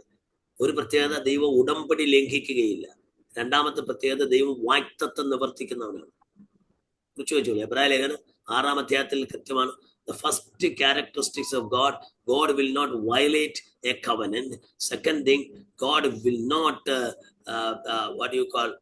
go away from his promise. God will not withdraw from his promise. അവന്റെ വാഗ്ദത്തത്തിന് ദൈവം എന്ത് ചെയ്യത്തില്ല. ഈ 2 കാരണങ്ങൾ കൊണ്ട് നിങ്ങൾ 6:18 വായിക്കുന്ന പോലെ ശരണത്തിനായി ഓടി വന്ന് നിങ്ങൾക്ക് ദൈവത്തിന് മാറിക്കൂടാത്തും ഭോഷ്ക്ക് പറയാൻ കഴിയാത്ത 2 കാരണങ്ങൾ. എന്താ ദൈവത്തിന് മാറാനും ഭോഷ്ക്ക് പറയാനും കഴിയാത്ത 2 കാരണങ്ങൾ എന്തൊക്കെയാണ്? ഉടമ്പടി തെറ്റിക്കില്ല. അവനൊരു ആണയാലും, ആണയെന്നുള്ള ഉടമ്പടി എന്ന്, അവനൊരു ആണയാലും ഉറപ്പ് കൊടുത്തു. വാഗ്ദത്തവും ഉടമ്പടിയും, ഈ 2 കാര്യങ്ങൾ ദൈവം ലംഘിക്കുകയില്ല. ഉടമ്പടിയെ കുറിച്ച് പഠിക്കുമ്പോൾ അത് ലംഘിക്കാൻ പാടില്ല. അത് ലംഘിച്ചാൽ അത് ബൈലാറ്ററലാണ്, ലംഘിക്കാൻ പാടില്ല. അതിനൊത്തിരി കാര്യമില്ല. അത് ഇപ്പോഴും എന്റെ ടോപ്പിക് അതല്ലാത്തോണ്ട് ഞാൻ വിടുകയാണ്. പിന്നെ എന്താ സാറേ ബെന്യാമിന് വന്നത്? എന്തോ ശൗലിന് കിട്ടിയത്, പിന്നെ ശൗലിന് ലഭിച്ചത് അങ്ങനെ? ഞാൻ ശൗലിലേക്ക് വരികയാണ്. അപ്പം രണ്ടാമത് എന്താണ് ചെയ്യേണ്ടത്? അപ്പൊ ശിമയോനും പോയി, ലേവിയും പോയി. അവരുടെ വാളുകൾ സാഹസത്തിന്റെ വാളുകൾ. പിന്നെ അടുത്തത് ആർക്കാണ്? യഹൂദയ്ക്കാണ്. സത്യത്തിൽ ആരായിരുന്നു ഇപ്പൊ ഗോത്രത്തിൽ രാജാവാകേണ്ടത്? യഹൂദ. യഹൂദ. എന്തുകൊണ്ട് യഹൂദ രാജാവ്? യഹൂദ ഗോത്രത്തിന്റെ രാജാവ് വന്നു. യാക്കോബ് 12 പേരെ അനുഗ്രഹിക്കുമ്പോൾ ഞാൻ വരുവോളൂ ചെങ്കോലും ഈഴം യഹൂദയ്ക്ക് കൊടുത്തതാണ്. അതെന്താ പറയുന്നത്? അതായത് അവിടെ അവകാശമുള്ളവൻ വരുവോളം അതിന് ഷിലോഹാം എന്ന പദം ഉപയോഗിക്കുന്നു.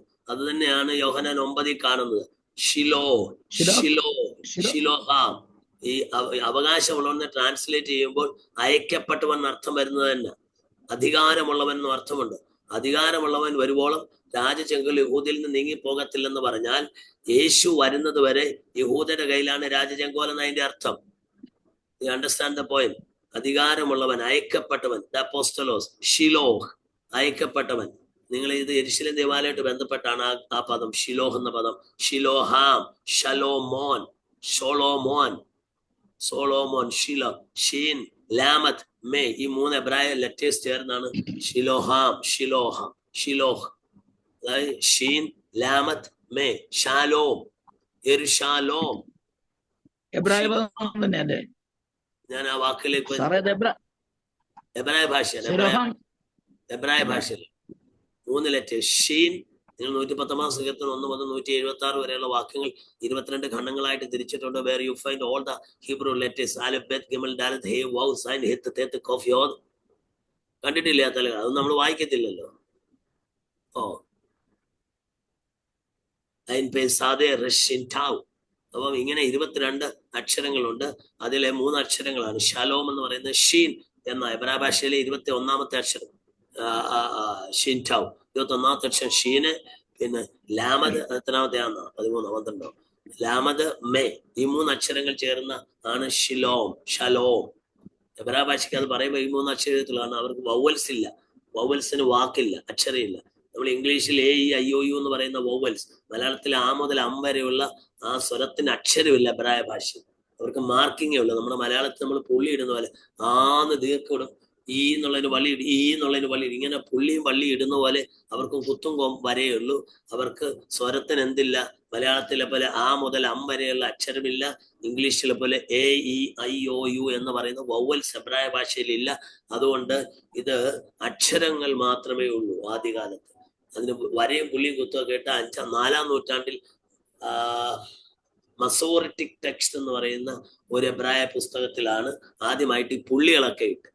അതാ ഈ സെമറ്റിക് ലാംഗ്വേജിന്റെ ഒരു പ്രശ്നം. അതാ അവർക്ക് ആദ്യകാലത്ത് എന്തെല്ലാം സ്വരമില്ല. അപ്പൊ ഞാൻ നിങ്ങൾക്ക് സ്വരാക്ഷരമുള്ള പ്രശ്നം ബായികെന്ന് നിങ്ങളോട് പറയണമെങ്കിൽ പറയുമ്പോ എനിക്ക് ബായികെന്ന് പറയാം. അന്ന് ഒറാലിറ്റിയുടെ കാലമാണ്, സംസാര ഭാഷയുടെ കാലമാണ്, എഴുത്തിന്റെ കാലം വന്നിട്ടില്ല. അതുകൊണ്ട് ബായികെന്ന് അങ്ങ് പറഞ്ഞാൽ മതി. പിന്നെ ഡിസ്റ്റൻസിങ് ഒന്നും, എഴുത്തിന്റെ കാലം പറയുമ്പോൾ ഞാൻ ബായികെന്ന് എഴുത്തുണ്ടെങ്കിൽ ഈ എബ്രായ ഭാഷയിൽ എത്തുന്ന ബിയും ജിയും മാത്രമേ എനിക്ക് എഴുതാനൊക്കത്തുള്ളൂ. കാരണം സ്വരത്തിന് അക്ഷരമില്ല. ബിയും ജിയും മാത്രം നിങ്ങൾക്ക് ഞാൻ എഴുതി തന്ന നിങ്ങളത് ബായികെന്ന് വായിക്കാം, ബെഗെന്ന് വായിക്കാം, ബഗ്ഗെന്ന് വായിക്കാം, ബോഗെന്ന് വായിക്കാം, ബിഗെന്ന് വായിക്കാം. ഭയങ്കര പ്രശ്നമാകും. കാരണം A, E, I, O, U ഇല്ലല്ലോ. ആ ഒരു പ്രശ്നം ഉണ്ടായതുകൊണ്ട് AD 4-ാം നൂറ്റാണ്ടിലാണ് യഹൂദന്മാർ. അതുകൊണ്ട് ഈ അറബ് ഭാഷയും ഇവർ ഓതാൻ പോകണമെന്നൊക്കെ പഠിപ്പിക്കുന്നതിന് കാരണം ഇത് വായിച്ച് പരമ്പരാഗതമായിട്ട് ഇത് ഉച്ചരിച്ച് വായിച്ചവര് അടുത്ത തലമുറയെ വായിക്കാൻ പഠിപ്പിക്കുക. കാരണം അങ്ങനെ തെറ്റായി ഉച്ചരിച്ച് വായിച്ചാൽ അർത്ഥം വേറെ ആയിപ്പോകും. കാരണം ബിഗെന്ന് ഞാൻ നിങ്ങളോട് പറയണമെങ്കിൽ ഞാൻ എഴുതി തരുമ്പോൾ ബിയും ജിയുവേ ഉള്ളൂ. അത് വായിച്ചറിയാവുന്നവർ അടുത്ത ജനറേഷനെ വായിച്ച് പഠിപ്പിക്കണം. വായിച്ച് പഠിപ്പിച്ചില്ലെങ്കിൽ അടുത്ത ജനറേഷൻ വരുന്ന ഞാൻ അത് ബായികെന്ന് വായിച്ചാൽ പ്രശ്നമായി പോകും, അർത്ഥം വേറെ ആയിപ്പോകും. ഓക്കെ, നിങ്ങൾക്ക് ഇത് മനസ്സിലാവത്തില്ലെന്ന് എനിക്കറിയാം. ഇനി എപ്പോഴെങ്കിലും അവസരം പോലെ ഡീറ്റെയിൽ പറയാം. നിങ്ങൾ പഠിപ്പിക്കുന്നു തോന്നുന്നില്ല. നമ്മളിങ്ങനെ കോഴ്സൊക്കെ ചെയ്യുന്നെങ്കിൽ ഇതൊക്കെ ഡീറ്റെയിൽ ആയിട്ട് പഠിക്കേണ്ട 100 കാര്യങ്ങളുണ്ട്. 1 വർഷം പഠിച്ചാൽ ഇതൊക്കെ തലേ കയറ്റുന്നു. ഓക്കെ, ഷോർട്ടാൻഡ് പോലെ ആയിരിക്കും. അതിന്റെ ഇടയ്ക്ക് കുത്തും കോമയിട്ട് അത് യോജിപ്പിക്കുന്ന പോലെ ആയിരിക്കും. എന്താ പറഞ്ഞേ? ഷോർട്ടാൻഡിന് അതുപോലെ ഓരോ വാക്കുകളുണ്ടല്ലോ. അറബിയിൽ എന്താ പറഞ്ഞ? ടി ഡി അങ്ങനെ ഉണ്ടല്ലോ, ടി ഡി ചെ, അങ്ങനെ ഷോർട്ടാൻഡ് ഓരോ വാക്കുകളുണ്ട്. ഷോർട്ടാൻഡ്. അപ്പൊ അതെല്ലാം കുത്തും കോമയും ഇട്ടാണ്. അപ്പൊ എ ആകുമ്പോൾ വരയ്ക്ക് മുകളിൽ എയാ നമ്മൾ ഉച്ചരിക്കുന്നത്. പിറ്റ്മാന്റെ പുസ്തകം ഞാൻ പഠിച്ച റൈറ്റ് ഹാൻഡ് എന്താ ടൈപ്പ് റൈറ്റിംഗ് ഷോർട്ട് ഹാൻഡ് പിറ്റ്മാൻ. എന്താണ് പേര്? പിറ്റ്മാൻ. അത് വരയ്ക്ക് മുകളിൽ ഒരു കുത്താണെങ്കിൽ എ വരും, അത് വര ആണെന്നുണ്ടെങ്കിൽ ആനാവും. എനിക്കറിയാവുന്നേ. രാജു രാജു എന്റെ പേര് ഞാൻ ഷോർട്ട് ഹാൻഡ് പണ്ട് പഠിച്ചതാ. ഒരു 40 വർഷത്തിന് മുമ്പ് 40 വർഷത്തിന് മുമ്പ് ഷോർട്ട് ഹാൻഡ് ആണ്. പിന്നെ കമ്പ്യൂട്ടർ ഒക്കെ വന്നപ്പോഴത്തേന് എന്റെ ആവശ്യമില്ലാതെ വന്നു. അതുകൊണ്ടാണ് ഷോർട്ട് ഹാൻഡ് നിലച്ചു പോയത്. Okay, leave it as it. Thank you. അപ്പൊ ഇങ്ങനെ കുത്തും കൊമായൊക്കെ പിന്നീട് ഇട്ടത്. അതുകൊണ്ട് ഓക്കെ, ഞാൻ വേറെ കണ്ട് പറഞ്ഞ് കയറിപ്പോയതാ. എന്താ ഞാൻ പറഞ്ഞു വന്നേ? അങ്ങനെ എന്തുകൊണ്ട് യഹൂദ രാജാവായി, യഹൂദ കുലത്തിൽ നിന്ന്, യഹൂദ ഗോത്രത്തിൽ നിന്ന് ഒരുവൻ രാജാവായില്ല? നിങ്ങൾ ശ്രദ്ധിക്കേണ്ട ഒരു കാര്യം, നമുക്കൊരു വാഗ്ദത്തം ഉണ്ടെങ്കിലും നമ്മൾ ദൈവസന്നിധിയിൽ തെറ്റ് ചെയ്താൽ അനുദപിച്ചാൽ ദൈവം ക്ഷമിക്കും. ഇനി ഈ ന്യായപ്രമാണം കൊടുക്കുന്നത് വരെ പേഴ്സണൽ സിൻ എന്ത് ചെയ്തിട്ടില്ല. ആദാമിന്റെ പാപം ട്രാൻസ്മിറ്റ് ചെയ്യപ്പെട്ടു, അല്ലെങ്കിൽ ആദാമിന്റെ പാപം impute, the sin of Adam was imputed upon the generation, but the personal sin was not reckoned. The personal sin was anything that which you do as your personal mistake will never be accounted in the eye of God. അതുകൊണ്ടാ ഈ ന്യായപ്രമാണത്തിന് മുമ്പും കൃപായുഗം പോലെ തന്നെ ആയിരുന്നു. അതുകൊണ്ടാ യാക്കോബ് 4 ഭാര്യമാരെ വെച്ചിട്ടും ഒക്കെ അതുപോലുള്ള കാര്യങ്ങൾ ചെയ്തിട്ടും ദൈവം കണ്ണടച്ചെന്ന് പറയുന്നത്, ദൈവം അത് പാപത്തെ എന്ത് ചെയ്തില്ല? ന്യായപ്രമാണം ഇല്ലാത്തതുകൊണ്ട്, ഒരു നിയമം കൊടുക്കാത്തത് കൊണ്ട് പാപത്തെ എന്ത് ചെയ്തില്ല? നിയമം കൊടുക്കുമ്പോഴാണ് അത് വയലേഷൻ വരുന്നത്. വേലി ഉണ്ടെങ്കിലേ പൊളിക്കാനുള്ള ടെൻഡൻസി ഉള്ളൂ. വേലി ഇല്ലെങ്കിലോ വയലേഷൻ വരത്തില്ല, ലംഘനം വരത്തില്ല. അപ്പൊ അതുകൊണ്ട് ആ വചനം പൗലോസ് പറയുന്നത്, ന്യായപ്രമാണം കൊടുത്തപ്പോൾ ലംഘനവും അതിന്റെ കൂടെ ചേർന്ന് വന്നു. You understand the point? ന്യായപ്രമാണത്തിന്റെ കൂടെയാണ് ലംഘനം ചേർന്നത്. Very violation of the law came along with the law. If there was no law given to them, then there is no question of violation. Therefore, the personal sin was not reckoned. പക്ഷേ അങ്ങനെ പരിഗണിച്ചില്ലെങ്കിലും ദൈവത്തിന്റെ വാഗ്ദത്തങ്ങൾ delay ആകും. ഇപ്പം മോവാബ്യനും അമ്മോന്യനും, എന്റെ കൂടെ ഉണ്ടോ? മോവാബ്യനും അമ്മോന്യനും അവര് proper ചാനലിലോട്ട് ഉണ്ടായ പിള്ളേരല്ല. ഓക്കെ, അവിടെ എന്നാ പറ്റി? 10ാം തലമുറ വരെ ദേവാലയത്തിൽ പ്രവേശിക്കാൻ മേല. അതുകൊണ്ടാ ഈ 10ാം തലമുറ വരെ ദേവാലയത്തിൽ പ്രവേശിക്കാൻ പറ്റാവുകൊണ്ട് 10ാം തലമുറ വന്നപ്പോ ദൈവം രൂത്തിലൂടെ റെസ്റ്റോർ ചെയ്തുകൊണ്ട്, നിങ്ങൾ ആ തലമുറ എണ്ണി നോക്കണം. മത്തായി സുവിശേഷത്തിൽ രൂത്തിലൂടെ ദൈവം എന്ത് ചെയ്തു? ആ ശാപത്തെ പൊളിച്ചു. എന്നതുപോലെ you know the story of Judah with Tamar. അത് മത്തായി സുവിശേഷത്തിന്റെ ആ ജീനോളജി പോണം. ആ താമാർ മുതല് യഹൂദ മുതൽ എണ്ണണം. യഹൂദ മുതൽ എണ്ണിയാൽ ദാവീദ് വരുമ്പോഴേ 11ാം തലമുറയാവത്തുള്ളൂ.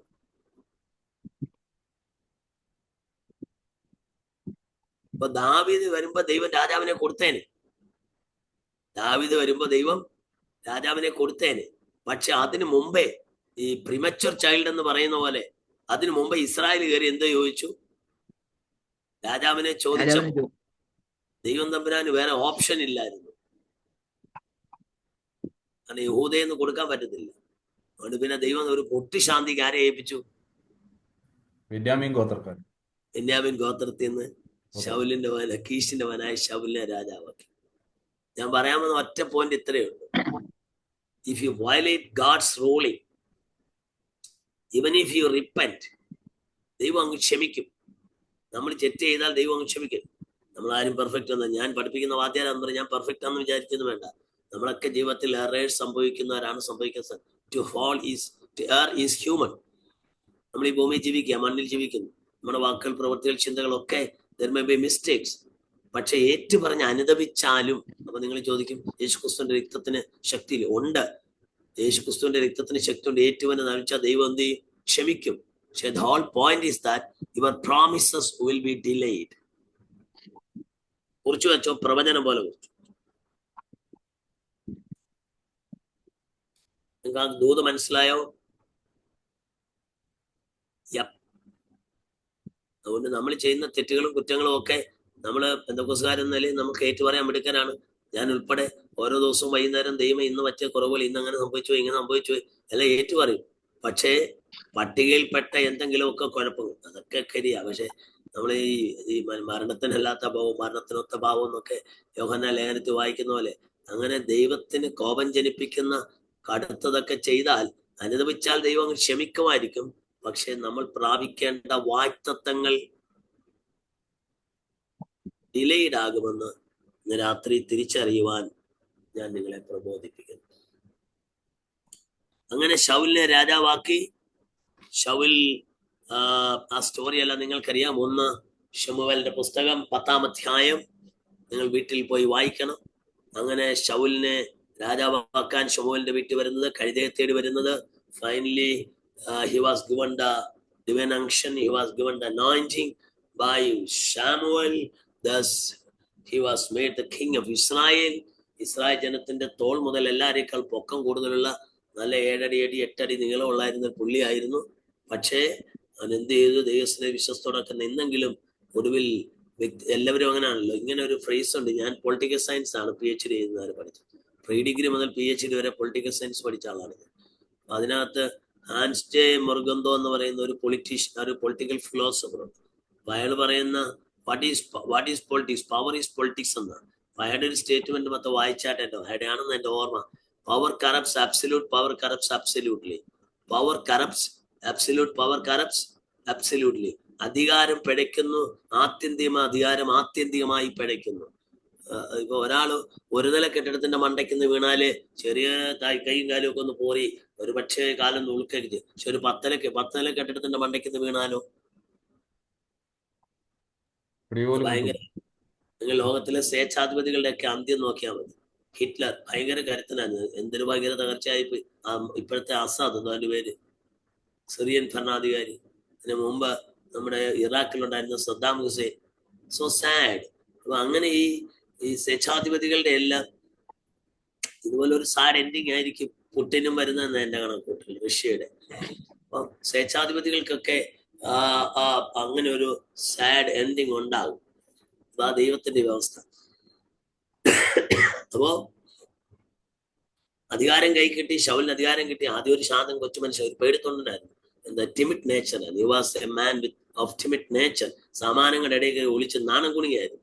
നീളവും തടിയൊക്കെ ഉണ്ടെങ്കിൽ ആള് നാണം കുണും. പക്ഷെ അധികാരമൊക്കെ കിട്ടിയപ്പോഴത്തേന് പുള്ളി ആള് മാറി. അവസാനം വഴിതെറ്റി പഴിച്ച് എന്താ ഈ if the best perverts it becomes the worst. C.S. ലൂയിസിന്റെ ഒരു സ്റ്റേറ്റ്മെന്റ് ആണ്.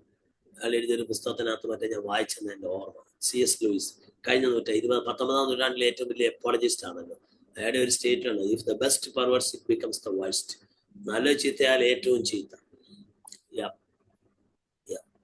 ദൈവം സൃഷ്ടിച്ച ഏറ്റവും ഉത്തമമായ സൃഷ്ടി ദൂതന്മാരായിരുന്നു. അവർ പഠിച്ചപ്പോ പിശാചുക്കളായി. രണ്ടാമത്തെ ബെസ്റ്റ് ക്രിയേഷൻ ഹ്യൂമൻസ് ആണ്. അവർ പഠിച്ചപ്പോ പിശാചിന്റെ കയ്യിൽ ഉപകരണമായി. So if the best perverts it becomes the worst. പാലുമട്ടയാണ് ഇന്നത്തെ സ്റ്റേപ്പിൾ ഫുഡ്. പക്ഷെ പാലുമട്ടയും ചീത്തയായാൽ അതിനോളം നാറാൻ മനസ്സിലായത്. ഒരു വിശ്വാസി നാറിയാൽ പാസ്റ്റർ അത്രയും നാറത്തില്ല. ലോക്കൽ സഭാ പാസ്റ്റർ നാറിയാൽ സെൻട്രൽ പാസ്റ്റർ അത്രയും നാറത്തില്ല. സെൻട്രൽ പാസ്റ്റർ നാറിയാൽ ഡിസ്ട്രിക്ട് പ്രസിഡന്റ് അത്രയും നാറത്തില്ല. ഡിസ്ട്രിക്ട് പ്രസിഡന്റ് നാറിയാൽ സ്റ്റേറ്റ് പ്രസിഡന്റ് അത്രയും നാറത്തില്ല. If the best perverts it becomes the worst. ഏറ്റവും നല്ലത് ചീത്തയാൽ ഏറ്റവും ചീത്തയാവും. ഓക്കെ, ഞാൻ എന്റെ വാക്കിൽ അവസാനിപ്പിക്കാൻ സമയമായി വരുന്നു. നമുക്ക് ബ്രേക്ക് ഇല്ലായിരുന്നല്ലോ, ഞാൻ 5 മിനിറ്റ് നേരത്തെ നിർത്താം. എന്റെ തൊണ്ട ഇത്തിരി അടച്ചിരിക്കുന്നു. അപ്പൊ ഞാൻ പറഞ്ഞൊരു സാരി ഇത്രയേ ഉള്ളൂ. ശൗലിനെ ദൈവം അവർക്ക് രാജാവായി കൊടുത്തു. അവസാനം he went to the extreme, beyond every limit. എന്നിട്ട് മന്ത്രവാദികളുടെ അടുക്ക വരെ പോയി. അങ്ങനെ തകർന്നു പോയി. മന്ത്രവാദികളെ നാട്ടി വെച്ചേക്കരുന്നു. പക്ഷെ മന്ത്രവാദി അടുക്ക വരെ പോയി, തകർന്നു പോയി. അങ്ങനെ ദൈവം ശൗലിനെ മാറ്റിക്കളഞ്ഞു. അപ്പോഴത്തേക്ക് ദൈവത്തിന്റെ സമയമായി. 10ാം തലമുറയായി. ദാവീദിനെ അവൻ രാജാവായി നൽകി. എന്താണ് ശൗലിന്റെ പരാജയത്തിന്റെ കാരണം? he failed to maintain his anointing. and അഭിഷേകം സൂക്ഷിക്കാൻ അവൻ പരാജയപ്പെട്ടു. സെക്കൻഡ് തിങ്, അവൻ ദൈവാലോചന വിട്ടിട്ട് വെളിച്ചപ്പാടത്തിന്റെ അടുക്കൽ പോയി. he took counseling from a witchcraft or a sorcerer or what you call. Then third thing, he opposed the anointed servants. Then fourth thing, he expected honor and glory. And the fifth thing, though he offered sacrifices, we never see him praying. So ഇക്കാര്യങ്ങൾ കൊണ്ടൊക്കെ അമാലേക്കരെ തോൽപ്പിക്കാൻ പോയി. അമാലേക്കരെ, നിങ്ങൾക്ക് ആ കഥയൊക്കെ അറിയാമായിരിക്കും അല്ലേ? അമാലേക്കരെ Israel ജനത്തെ പുറകിൽ നിന്ന് ആക്രമിച്ച് മരുഭൂമിയിലൂടെ വരുമ്പോ കൊല്ലാൻ ശ്രമിച്ചവരാണ്. ദൈവം അവരോട് പറഞ്ഞു അതിന് ശിക്ഷ നടത്തണമെന്ന്. ഞാൻ അമാലേക്കരെ നിഗ്രഹിക്കാൻ ദൈവം ശൗലിനെ അയക്കുകയാണ്. അവനോട് പറഞ്ഞു അമാലേക്കരെ മുഴുവൻ വാളിന്റെ വായ്ത്തലയാ കൊന്നുകളയണം. പക്ഷെ ഈ പുള്ളിക്കാരൻ എന്ത് ചെയ്തില്ല? അങ്ങോട്ട് ചെന്ന് ഓങ്ങിയപ്പോഴാണ് കണ്ടത് ഇത് കൊഴുത്തതാണ്, തുരത്തതാണ്, മാംസമുള്ളതാണ്. അതുകൊണ്ട് എന്ത് ചെയ്തില്ല? എല്ലാത്തിനെയും സംഭരിച്ചില്ല, എല്ലാത്തിനെയും കൂടെ കൊണ്ടുവന്നപ്പോ ശമൂവേൽ ചോദിച്ചു, നീ പറഞ്ഞ പോലൊക്കെ ചെയ്തോ മക്കളെ? എല്ലാം പറഞ്ഞ പോലെ ചെയ്തു. യഹോവ നമുക്ക് അസാധാരണമായി ജയം നൽകി. യുദ്ധം ജയിച്ചത് കൊണ്ട് ദൈവഹിതമാണെന്ന് അർത്ഥമില്ല. Let me make that statement. You might have won a battle doesn't mean that it is as per the will of God. Saul യുദ്ധം ജയിച്ചു, പക്ഷെ രാജസ്ഥാനം നഷ്ടമായി. ഇത് പലരും പഠിക്കേണ്ട ഒരു പാഠമാണ്. എന്നെയും ദൈവം പഠിപ്പിച്ചൊരു പാഠമാണ്. പലപ്പോഴും നമ്മൾ ജയിക്കാൻ വേണ്ടി പോരാടും, ജയിക്കുകയും ചെയ്യും, പക്ഷെ ദൈവപ്രകാരമാണോ പോരാടിയതെന്ന് നമ്മൾ ശ്രദ്ധിക്കാറ്. സെക്കൻഡ് തിങ്, എന്നെ പഠിപ്പിച്ച രണ്ടാമത്തെ ലെസൺ, അത് ഹിസ്റ്ററി പഠിപ്പിക്കുമ്പോൾ എന്തെങ്കിലും കണ്ട് ദൂതോട് പറഞ്ഞില്ലെങ്കിൽ ഒരു സുഖമില്ലല്ലോ. ശമൂവേലൊന്ന് ശൗലിനോട് എന്തോ ശൗലിന്റെ പരാജയത്തിന്റെ ഒരു 3-4 പോയിന്റ് പറഞ്ഞായിരുന്നല്ലോ. ഒന്ന് അഭിഷേകം സൂക്ഷിച്ചില്ല. ഇത് റെക്കോർഡിംഗ് ഉണ്ടല്ലോ. അഭിഷേകം സൂക്ഷിച്ചില്ല. 2 ദൈവത്തിന്റെ ആലോചന വിട്ടുകളഞ്ഞ് വെളിച്ചപ്പാടത്തിയുടെ അടുക്കൽ പോയി 3 അഭിഷിക്തന്മാരെ വെറുത്തു. ദാവീദിനെതിരെ വാളെടുത്തു. 4 സ്വയം മാനവ മഹത്വം പ്രതീക്ഷിച്ചു. 5 യാഗം കഴിച്ച സന്ദർഭങ്ങൾ 2 പ്രാവശ്യം ഉണ്ടായിരുന്നെങ്കിലും ഒരിക്കൽ പോലും ശൗൽ പ്രാർത്ഥിച്ചതായി കാണുന്നില്ല.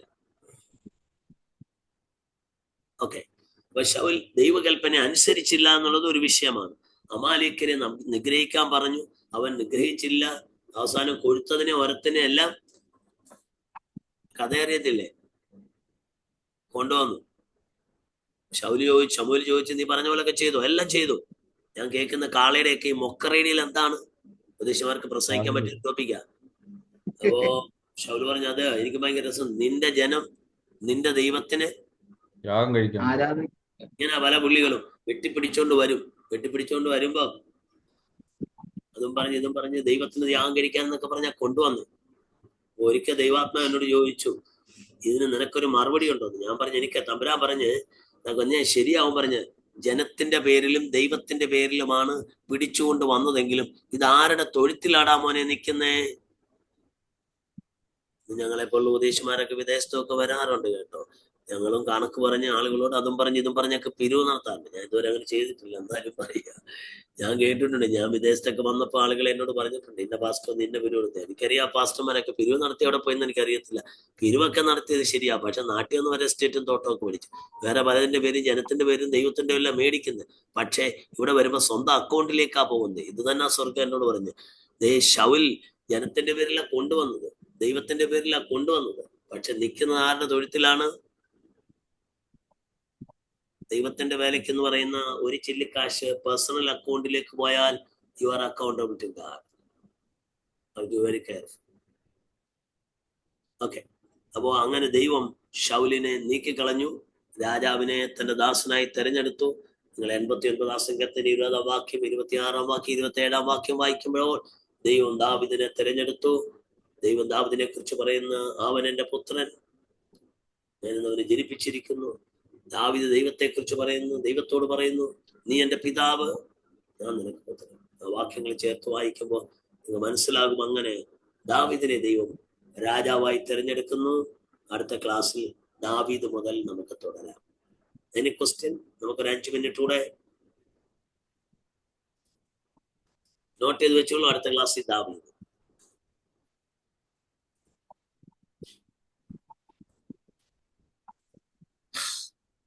എന്തെങ്കിലും ചോദിക്കാൻ പറയാൻ? ക്യുക്ക്.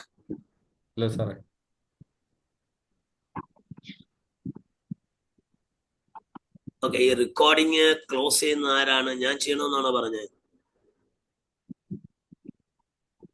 പാസ്റ്ററെയാ ഹോസ്റ്റ് ആക്കി വെച്ചേക്കുന്നത്. അപ്പൊ പാസ്റ്റർ തന്നെ ക്ലോസ് ചെയ്യാനായിട്ട് പറ്റും. ഞാൻ എവിടെയാണ് അത് ക്ലോസ് ചെയ്യേണ്ടത്? റെക്കോർഡിങ് പോസ്റ്റെന്നും പറഞ്ഞ ഒരു ഇതില്ലേ?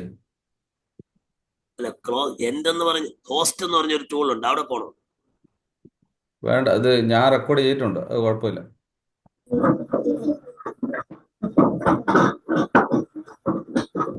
ക്ലോസ് ചെയ്യുന്ന എന്തോ ഒരു സാധനമുണ്ട്, റെക്കോർഡ്. ഓക്കെ, അതിന്റെ ഇപ്പുറത്ത് പോസ് സ്റ്റോപ്പ് ഉണ്ടല്ലോ. റെക്കോർഡ് ക്ലോസ് ആയെന്ന് തോന്നുന്നു. റെക്കോർഡ് നടക്കുന്നത് മോറില് റെക്കോർഡിങ് സ്റ്റോപ്പ് എന്ന് കൊടുക്കട്ടോ. അത് കൊടുത്താൽ മതി.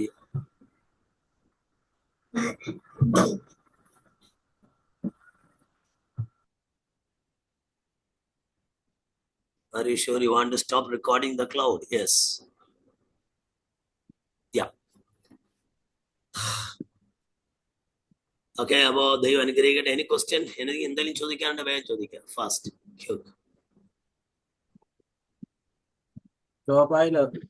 റെക്കോർഡിംഗ് ഇപ്പോഴും ഉണ്ടല്ലോ. പാസ്റ്റർ പ്രജിത്ത്. ഓക്കെ, റെക്കോർഡിംഗ് ഇപ്പോഴും ഉണ്ട്. കേട്ടില്ല, ഉറക്കെ പറ. റെക്കോർഡിംഗ് സ്റ്റോപ്പ് ആയില്ല, അത് ഇപ്പോഴും റെക്കോർഡ് ചെയ്തോണ്ടിരിക്കുക. ഞാനിവിടെ സ്റ്റോപ്പ് ചെയ്തായിരുന്നല്ലോ.